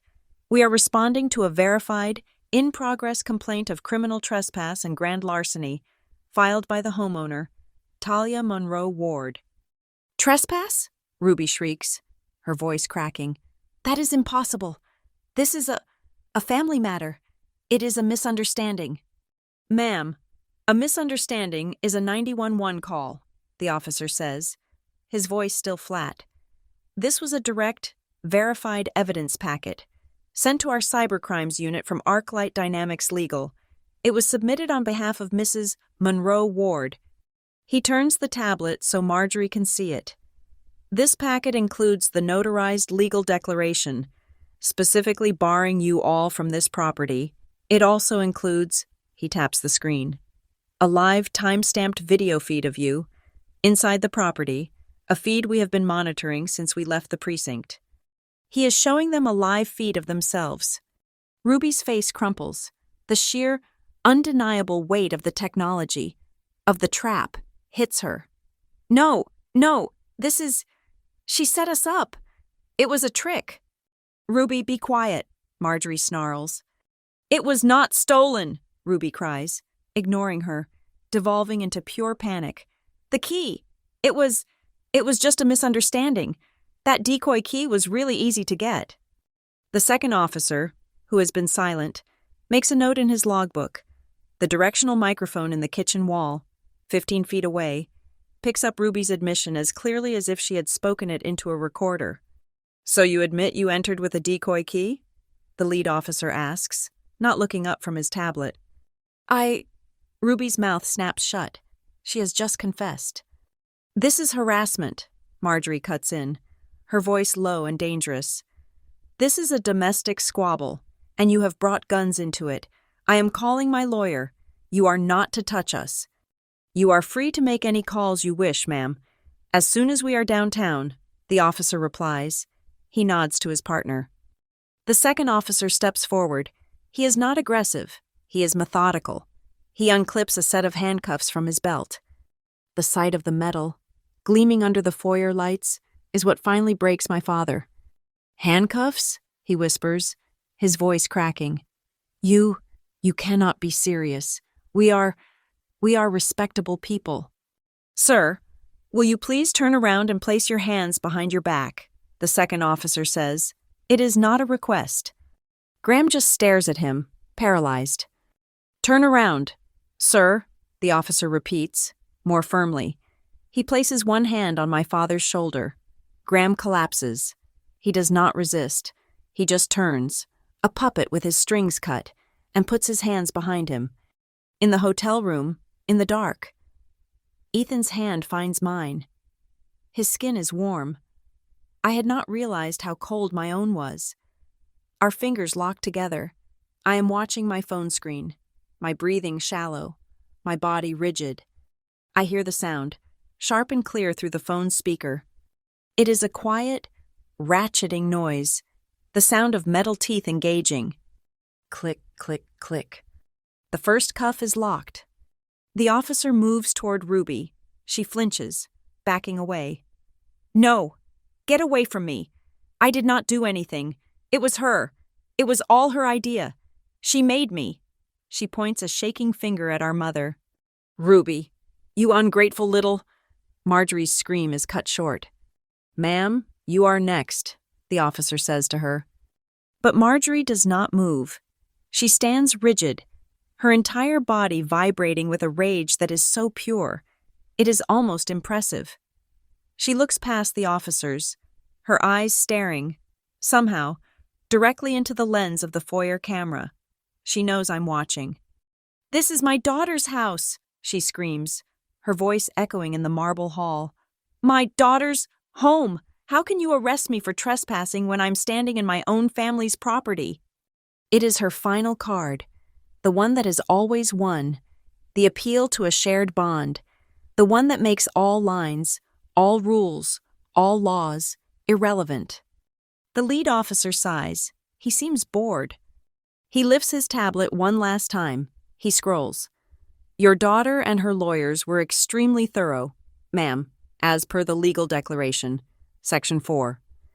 He turns the tablet for her to see, his finger stabbing at the screen, pointing to a single, bolded line of text I know by heart. No family member, including but not limited to Marjorie Pierce, Ruby Pierce, and Graham Pierce, is permitted entry at any time, for any reason. The officer reads aloud, his voice flat. Without the explicit wet ink written consent of Talia Monroe Ward. He looks up, locking eyes with her. We have the document. We have you on video. We do not have your daughter's consent. This is not a family home, ma'am. It is a crime scene. Now, turn around. Marjorie stares at the words on the screen. The blood drains from her face. It is the first time in my life I have ever seen her with no words, no angle, no escape. Her weapon, the word family, has been legally and officially disarmed. She does not move. The second officer does not wait. He takes her left arm in a firm, professional grip, spins her around, and pins her arms behind her back before she can even protest. Click, click, click. I watch as my mother, my sister, and my father are lined up, all in handcuffs, their backs to the camera. They are no longer the glamorous, powerful figures from the wedding. They are just three subdued, defeated detainees. As they are being read their rights, a quiet, secure pop-up appears on my phone, an overlay on the video feed. Riverton PD, secure verification. It is a digital signature prompt from Kincaid's system. I, Talia Monroe Ward, do hereby confirm that I am watching the active feed and visually identify the detainees as Marjorie Pierce, Ruby Pierce, and Graham Pierce. I confirm their presence is unauthorized and that I wish to press full and complete charges in accordance with the evidence packet N.07. I look at the three figures on the screen. I see my mother's rigid back. I see Ruby's shoulders shaking as she sobs. I see my father's head, bowed in shame. Ethan squeezes my hand. Our breathing is in sync. I press my thumb to the confirm button on the screen. The overlay vanishes. In the penthouse, the lead officer's tablet makes a soft ping. Confirmation received from Mrs. Monroe Ward, he announces. She is pressing all charges. Let's move them out. The officers lead them out of the door. The camera feed shows the empty foyer. The door closes, shutting with a heavy final thud. The night warden system is not done. It automatically switches feeds. A new camera, One I had placed in the public corridor disguised as a junction box, activates. The feed is grainy, black and white, but clear. I see the 4 officers escorting my family. They are not walking toward the main, carpeted passenger elevators. They are being led to the far end of the hall, to the oversized, brushed steel doors of the service elevator, the one used for garbage. The heavy doors slide open. They are pushed in. One by one, the officers follow. The doors slide shut. The video feed cuts. My phone screen goes black. For a long, silent moment, there is nothing. Then, a single line of white, monospaced text appears, glowing in the dark hotel room. Evidence package NW017. Complete, all video, audio, and sensor logs, hashed, verified, and submitted. Chain of custody secured. System returning to idle monitoring status. The black screen of the phone, with its final, sterile white text, felt like a period at the end of the longest sentence of my life. Ethan and I did not sleep. We sat in the dark of the hotel room, which was no longer a bridal suite but a bunker, and waited for the sun. The arrest happened at 10:16 post-meridiem on my wedding night. The counterattack began at 9:04 ante-meridiem the next morning. They were processed and released on bail before sunrise, a privilege bought by Marjorie's frantic, middle-of-the-night calls to a shark of a criminal lawyer. By the time the rest of Riverton was drinking its first coffee, the first shot had been fired. It was not a lawsuit, it was a blog post, a paid, sponsored smear piece on a popular local gossip site. The headline was devastating. Ungrateful heiress, bride has mother and sister arrested at her own wedding in tragic family misunderstanding. The narrative was pure Marjorie, polished to a legal sheen. We were painted as cold, cruel, and litigious. I was the unfilial daughter, unstable and paranoid, who had married into a wealthy, controlling family. Ethan was the villain, the cold-hearted son-in-law who had engineered the conflict, manipulating his hysterical new bride. The penthouse was a generous gift that I had selfishly refused to share. The arrest was a gross overreaction, a perversion of justice used to settle a simple family disagreement. Marjorie's lawyer, a man named Silas Croft, gave a damning quote. My clients, a loving mother and sister, were attempting to prepare the home as a surprise for the newlyweds. They were met not with gratitude, but with a horrifying, premeditated ambush. We are exploring all legal options, including charges of malicious prosecution. It was brilliant. It was vile. It positioned them as the victims, and me as the monster. Then came Ruby's contribution. She posted a photo on her social media, the one taken of her just before the wedding. She was in her scarlet dress, smiling, looking beautiful and innocent. The caption was a masterpiece of vague, manipulative sympathy. I have always loved my sister more than anything. I never thought she could change this much. My family is heartbroken, but we are praying for her. Please respect our privacy during this painful time. My phone, which I had foolishly turned on, erupted. Notifications, tags, messages, friends from high school, distant relatives, strangers. How could you do that to your own mother? Your poor sister. You are a sociopath. I felt the old familiar shame wash over me, the instinct to apologize, to smooth things over, to explain. I felt the burn of injustice, the frantic need to scream the truth. Ethan took the phone from my shaking hand. He turned it off and handed it to Kincaid, who had arrived at our suite at 6 ante-meridiem, looking as fresh and severe as if he had slept a full 8 hours. Talia, Ethan said, his voice a calm, low anchor. You will not look at it. You will not engage. You will not reply. We are enacting the 48-hour rule. The what? I asked, my voice hoarse. Strategic silence, Kincaid answered, opening his briefcase. Right now, they are screaming into a void. They have a weak, emotional narrative. We have an uncorrupted, verified data packet. We let them exhaust their story. We let them lie, loudly, to every person who will listen. We let them build their entire case on a foundation of, "It was a misunderstanding." He looked at me. "For 48 hours, the world will believe you are the villain. You must be strong enough to let them.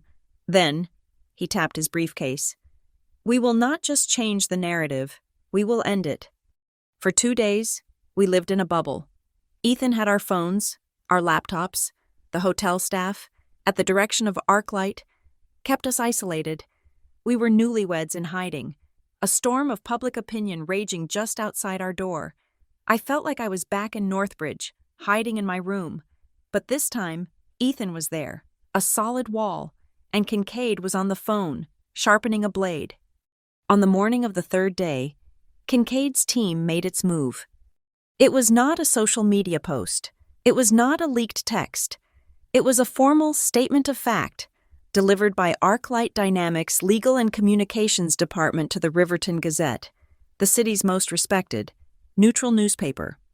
The Gazette published it online just after 9 ante-meridiem. The headline was dry, professional, and devastating. Arclight Legal, on behalf of Talia Monroe Ward, releases verifiable evidence following trespass incident. The article was a masterpiece of cold, corporate precision. It was not an emotional plea, it was a list of facts. Fact: on October 14th, a notarized, legally binding declaration was delivered to and signed for by Mrs. Marjorie Pierce, explicitly forbidding her, Mr. Graham Pierce, and Miss Ruby Pierce from entering the property at Skyline Crest. Fact: at 9:30 post-meridiem on October 28th, Mrs. Pierce, Mr. Pierce, and Miss Pierce knowingly and unlawfully used a non-authorized key to gain entry to the property. Fact: this entry triggered a secure, encrypted recording system, as outlined in the legal notices provided to Mrs. Pierce. Fact: the system recorded the subjects discussing their intent to seize the property and establish residency against the owner's wishes. Fact: the system recorded the subjects actively searching private desk drawers and removing items, specifically garage fobs, belonging to the owners. Fact: this verified, unalterable data packet was transmitted directly to the Riverton Police Department, who responded to the active felony in progress. It was the truth, scrubbed of all emotion, presented as a legal transcript. But Kincaid did not stop there. He had provided the Gazette with exhibits. The paper published 3 screen captures from the Night Warden feed. They were grainy, captioned images provided by Arclight Dynamics. The faces of my family were blurred, per legal requirements, but the actions were undeniable. Exhibit A: 3 blurred figures standing in the foyer.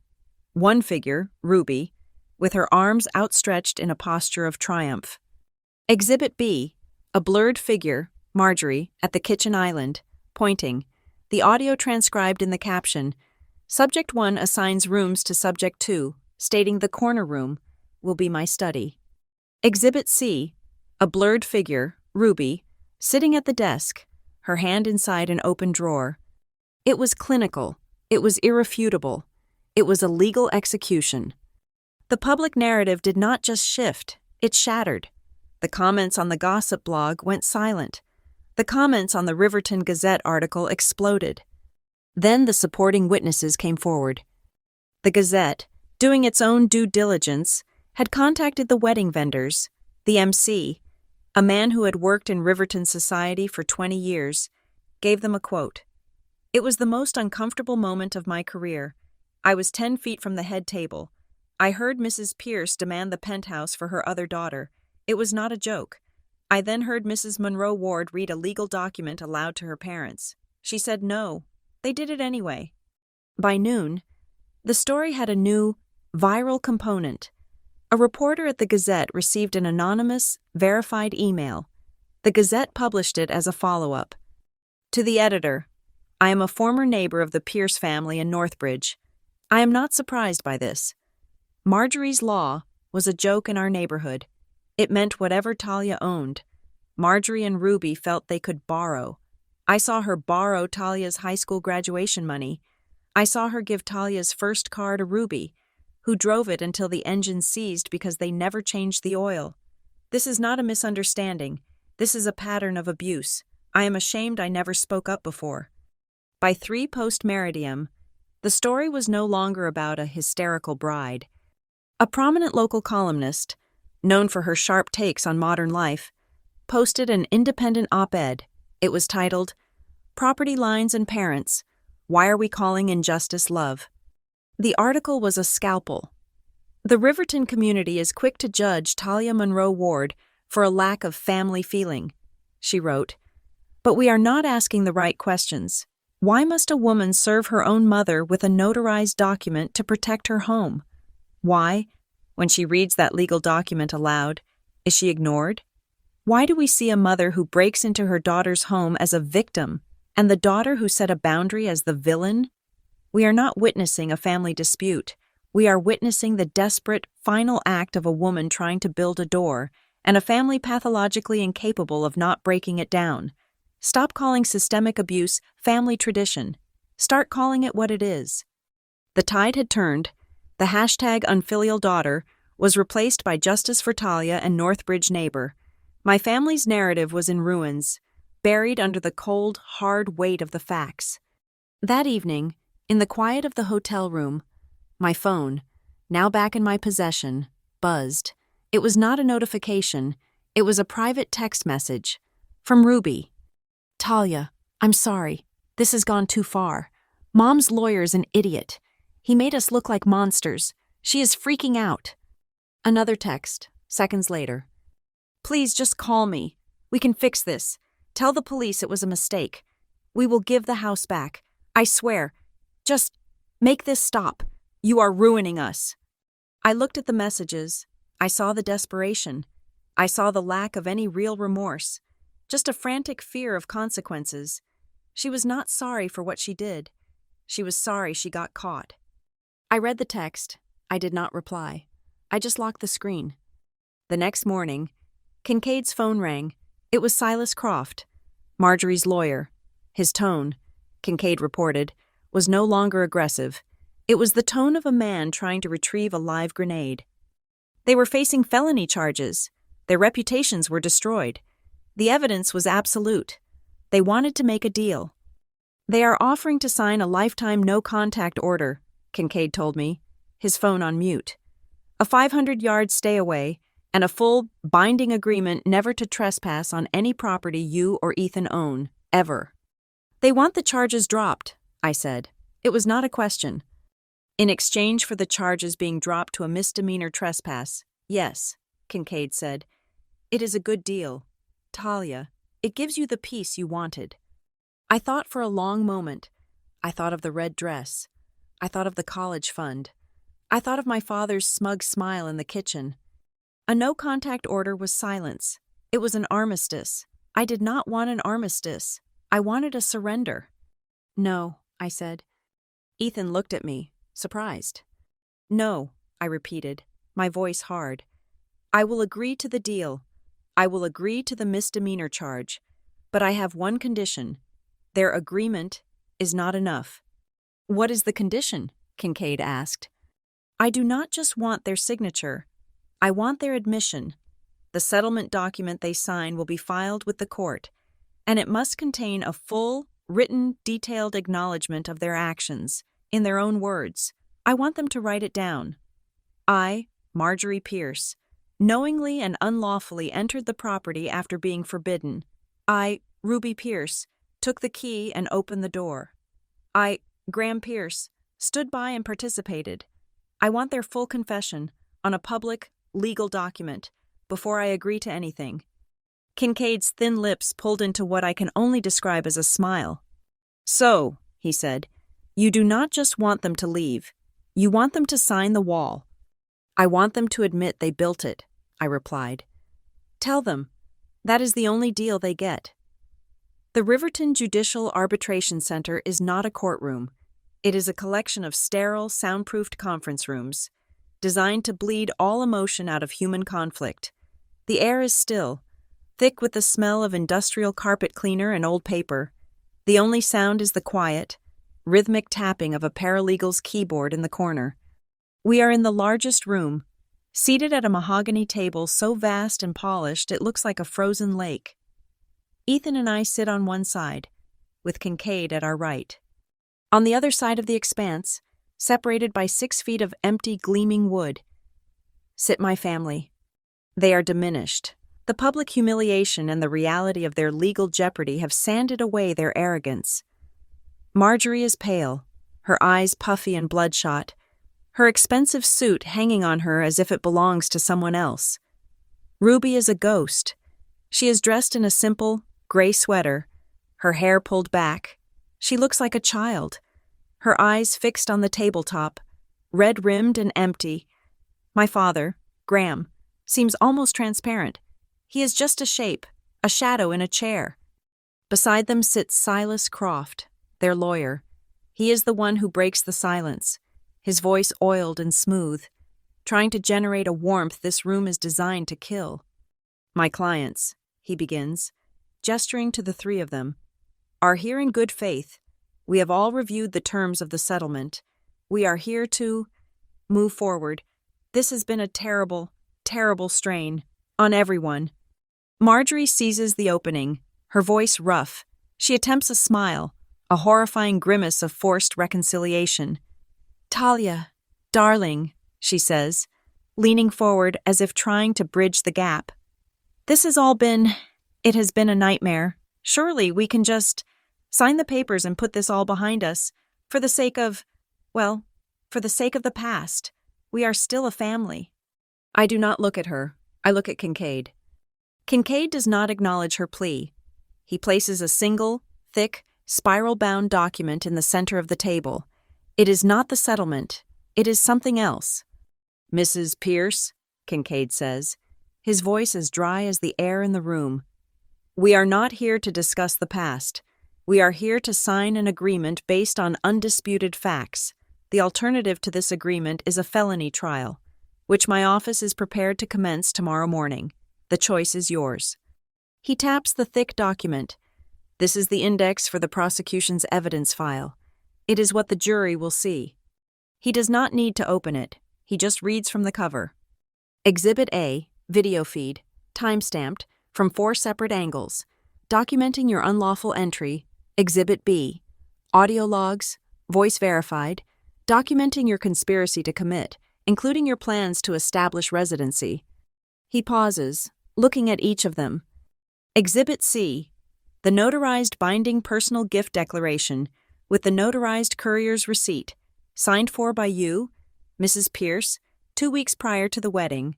Exhibit D, the time-stamped sensor log from Mr. Arthur Ward's vest pocket, documenting the theft of the decoy key. He turns a page. Exhibit E, the time-stamped sensor log from the desk drawer in the property. Exhibit F, the SHA 256 hash verification of all digital files, guaranteeing, and I quote, "zero possibility of tampering or alteration." The words just hang there. They are not accusations. They are facts, cold and metallic, laid out on the table like surgical instruments. It is Graham who cracks first. He lurches forward, his hands flat on the table, his face a mask of desperate, pathetic fear. I really did not know, he stammers, looking not at me, but at Kincaid. I swear, Arthur, Mr. Ward, he gave me the key.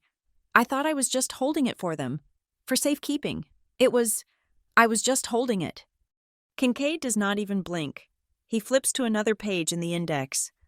Your thoughts are irrelevant, Mr. Pierce, he says, his voice flat. Your actions, however, are documented in Exhibit G, audio log, time-stamped at 10:03 post-meridium, where your voice is clearly identified stating, and I quote, "We should take a few pictures, just for the memory, to commemorate the moment. That is not safekeeping, sir. That is complicity." Graham collapses back into his chair as if he has been shot. He says nothing else. Now, Kincaid continues, pushing the index aside, he slides a much thinner document across the table. It is the settlement agreement. The terms, they are not negotiable. Silas Croft, their lawyer, looks down at it. though he has already seen it. He is just postponing the inevitable. Kincaid dictates a permanent binding no-contact order. This includes all electronic, physical, and third-party communication in perpetuity. 2. A 500-yard stay-away boundary from any residence or place of business owned or occupied by my clients. He leans forward, his voice dropping slightly, adding a menace that was not there before. 3. Any violation of this agreement, from an accidental text message to a public statement, is subject to an immediate contractual penalty of $200,000 payable to the Riverton Children's Shelter and will automatically reactivate the full felony prosecution for the original charges.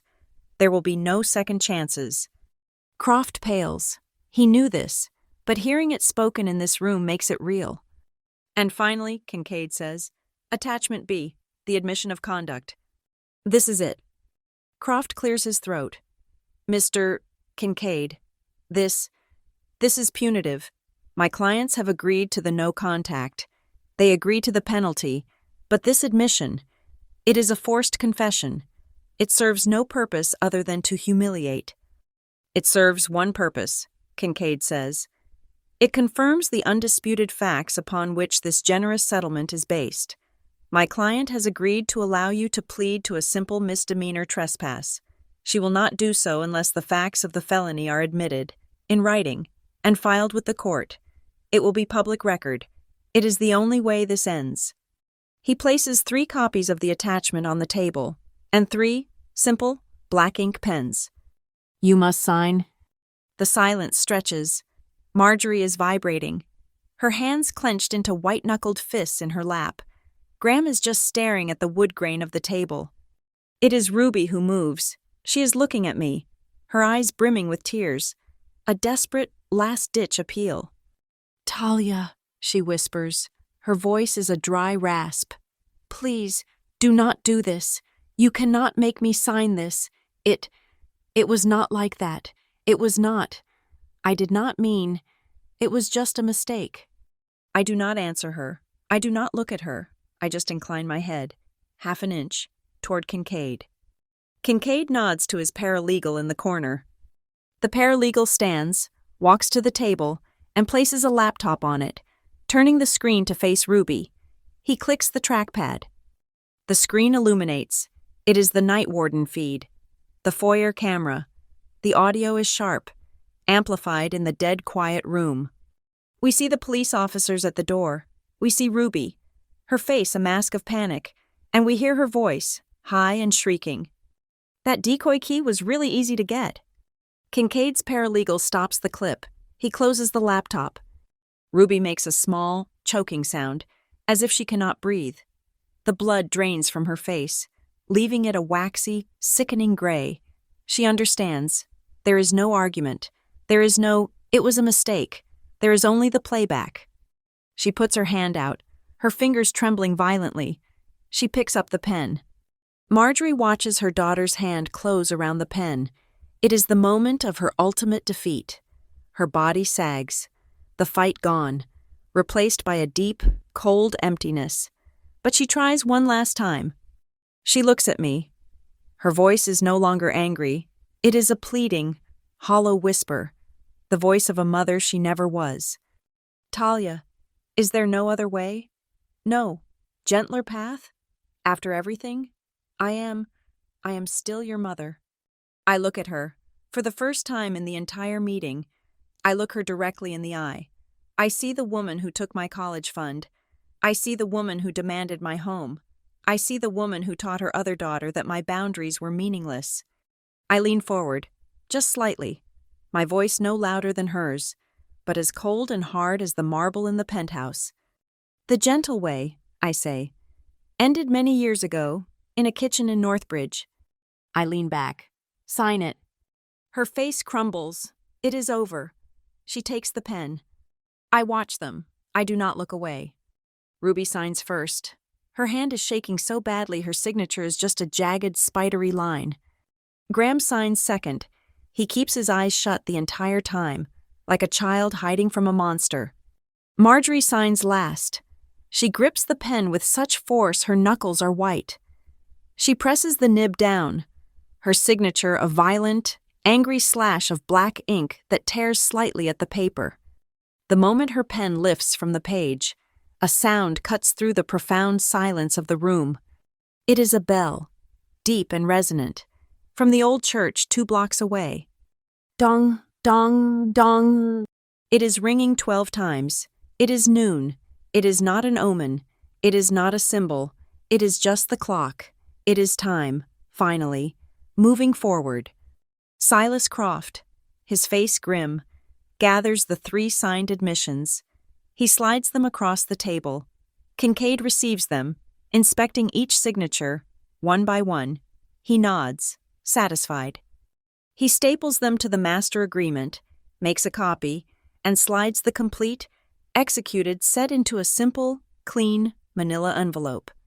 He pushes the envelope across the polished lake of wood. It stops directly in front of me. "Mrs. Monroe Ward," Kincaid says, his voice formal. "The agreement is executed. The boundaries are now, officially, where you decide they should be."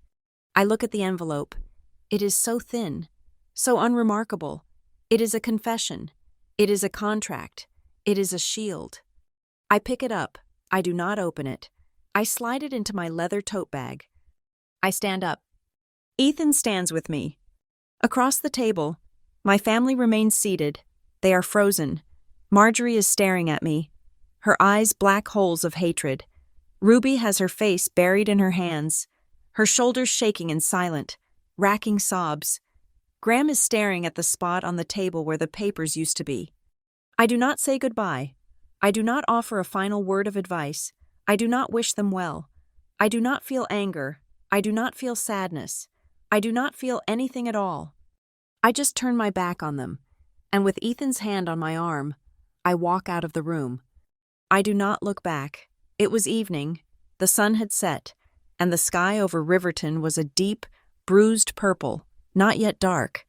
The adrenaline of the arbitration, of the final, signed confession, had faded, leaving behind a profound, humming quiet. Ethan and I stood in the silent, carpeted hallway on the penthouse floor.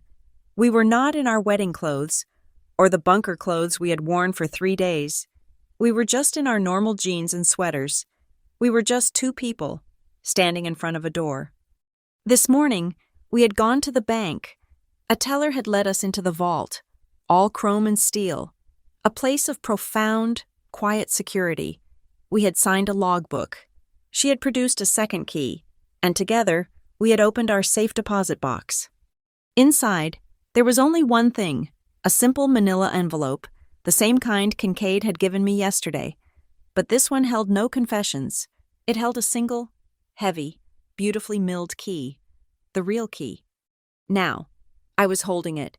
It was cool and solid in my palm. It was not a decoy. It was not a weapon. It was just a key. Ethan stood beside me, not speaking, giving me the space. He knew this moment was mine. I lifted my hand, but I did not put the key in the lock. Not yet. Instead, I took out my phone. I opened the Night Warden app, the little owl icon that was no longer an Avenger, but just a utility.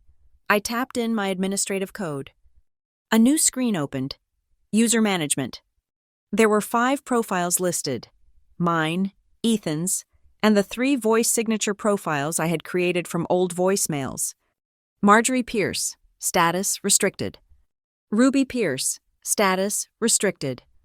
Graham Pierce, status restricted. My finger hovered over the first name.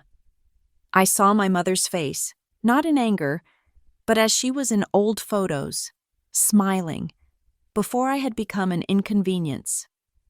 I felt a brief, phantom ache, like a severed limb. It was the ghost of a hope that things could have been different. I pressed the button. "Are you sure you want to permanently delete user Marjorie Pierce? This action is irreversible." I pressed confirm. The name vanished. I moved to the next one. Ruby Pierce. I saw the little girl I used to play with in the North Bridge yard, the sister I had tried, for so long, to love, the girl who had chosen a house over me. Confirm. The name was gone. Finally, Graham Pierce, the man made of fog, the man who had chosen silence, and then, at the end, chosen complicity. Confirm? His name disappeared. The screen refreshed. The list was clean. Short. User profiles. 2 Talia Monroe Ward, Ethan Ward. I had digitally and legally exercised them. I wiped their voice signatures from the system's memory. I deleted their log files. I erased their very presence. I put the phone back in my pocket. My hand was perfectly steady now. The key felt solid, real. I slid it into the lock. It was not a high-tech interface. It was just a lock. It needed a physical key. The tumblers turned with a smooth, oiled, satisfying click. I pushed the door open. The apartment was still. The police and the cleaning crew, sent by Arclight, had been here. The faint, chemical smell of fingerprint dust was gone, replaced by the scent of the walnut floors and the cool, fresh air of the evening. A slight breeze moved the new, sheer curtains I had ordered, curtains that had never been seen by my mother. It was not a crime scene. It was not a trap. It was just a home, an empty, beautiful, quiet home. Ethan walked in behind me, his hand on my back. "It is quiet," he said. "It is perfect," I whispered. We stood in the foyer for a long moment. He looked at the high-tech lock, then at me. "Do you want to leave any spare keys?" he asked. His voice was gentle. "An emergency key with my parents? A code for a friend?" I understood his question. It was not about logistics. It was about trust. Was I going to build a fortress or a home? I nodded. I turned around, back to the hallway, and walked to the small steel door at the end of the corridor, the trash chute. I took the decoy key from my pocket. The one Kincaid's office had returned to me, tagged as evidence, the key Ruby had stolen. I held it over the chute. I let it go. I did not hear it land. I went back to the apartment. I picked up my phone. I called the Riverton master locksmith, a call I had scheduled 2 days ago. "Hi, this is Talia Monroe Ward at Skyline Crest. Yes, I am ready for the core change." An hour later, a man in a quiet uniform had come and gone. The lock on our door was entirely new. The real key I had just used, the one from the bank, was now as useless as the decoy. He handed me a small cardboard box with 2 new, freshly cut keys. I closed the door. I was the only person in the world who could open it. Ethan had been unpacking a single box, the only one we had brought from our old apartments. He pulled out a bottle of sparkling wine, not expensive champagne. I walked over to the great room. I took something from the box. It was a simple 8x10 picture frame, made of dark walnut. I placed it on the center of the massive, empty marble mantel. There was no picture in it. It was an empty frame. It was not a placeholder for a photo. It was a statement, a beautiful, defined, empty space, a boundary, given a place of honor. My phone, on the kitchen counter, made one last, soft ping. I walked over and looked at the screen. It was not a text. It was not an email. It was a final notification from the night warden. System update. All lock cores have been digitally remapped. Active access list. 2 users. System operating at nominal status. The owl's eyes were no longer glowing. It was just an icon. Its watch was over. I opened my email. I composed a new message to Marcus Kincaid. It was 1 sentence. "The border is closed." I hit send. Ethan came up behind me. He did not have glasses. He just handed me the bottle of sparkling wine. I took a sip from it, and then I handed it to him. We did not toast. We did not celebrate. We just walked over to the great, empty living room, and we sat down, side by side, on the bare wooden floor. We looked out the window. The city lights of Riverton were a brilliant, chaotic, beautiful smear of light. The sound of traffic, so far below, was just a faint, distant hum. I leaned my head against his shoulder. We just breathed, in and out, in sync. The silence of the apartment was a living thing, a presence. "I am going to paint this wall tomorrow," I said, my voice quiet. speaking into the dark. I pointed to the wall opposite the window. I am thinking, a very, very pale, peaceful blue. Ethan was quiet for a moment. I felt the rumble of his voice in his chest. I will be right here, he said, while you draw the line. He was not just talking about paint. After a long time, I stood up. I walked back to the front door. Ethan watched me. I looked at the new lock, new deadbolt, new core, new key. My hand closed around the brass turn lock.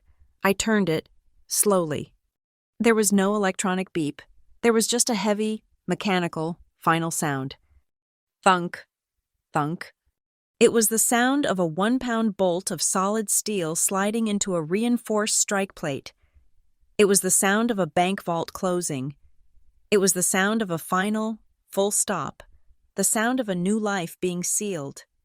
It was the sound of my boundary, finally, holding. The door was locked. I turned off the lights. I walked back to my husband, leaving the door in the dark, knowing it would only be opened, from now on, for someone who knocked the right way. Thank you so much for listening to this story. Please let us know what you think and where you are tuning in from in the comments. We love to see how far the stories travel. We would be so grateful if you would subscribe to Lila Revenge Stories, like this video, and give it an extra boost by hitting the hype button so more people can hear it.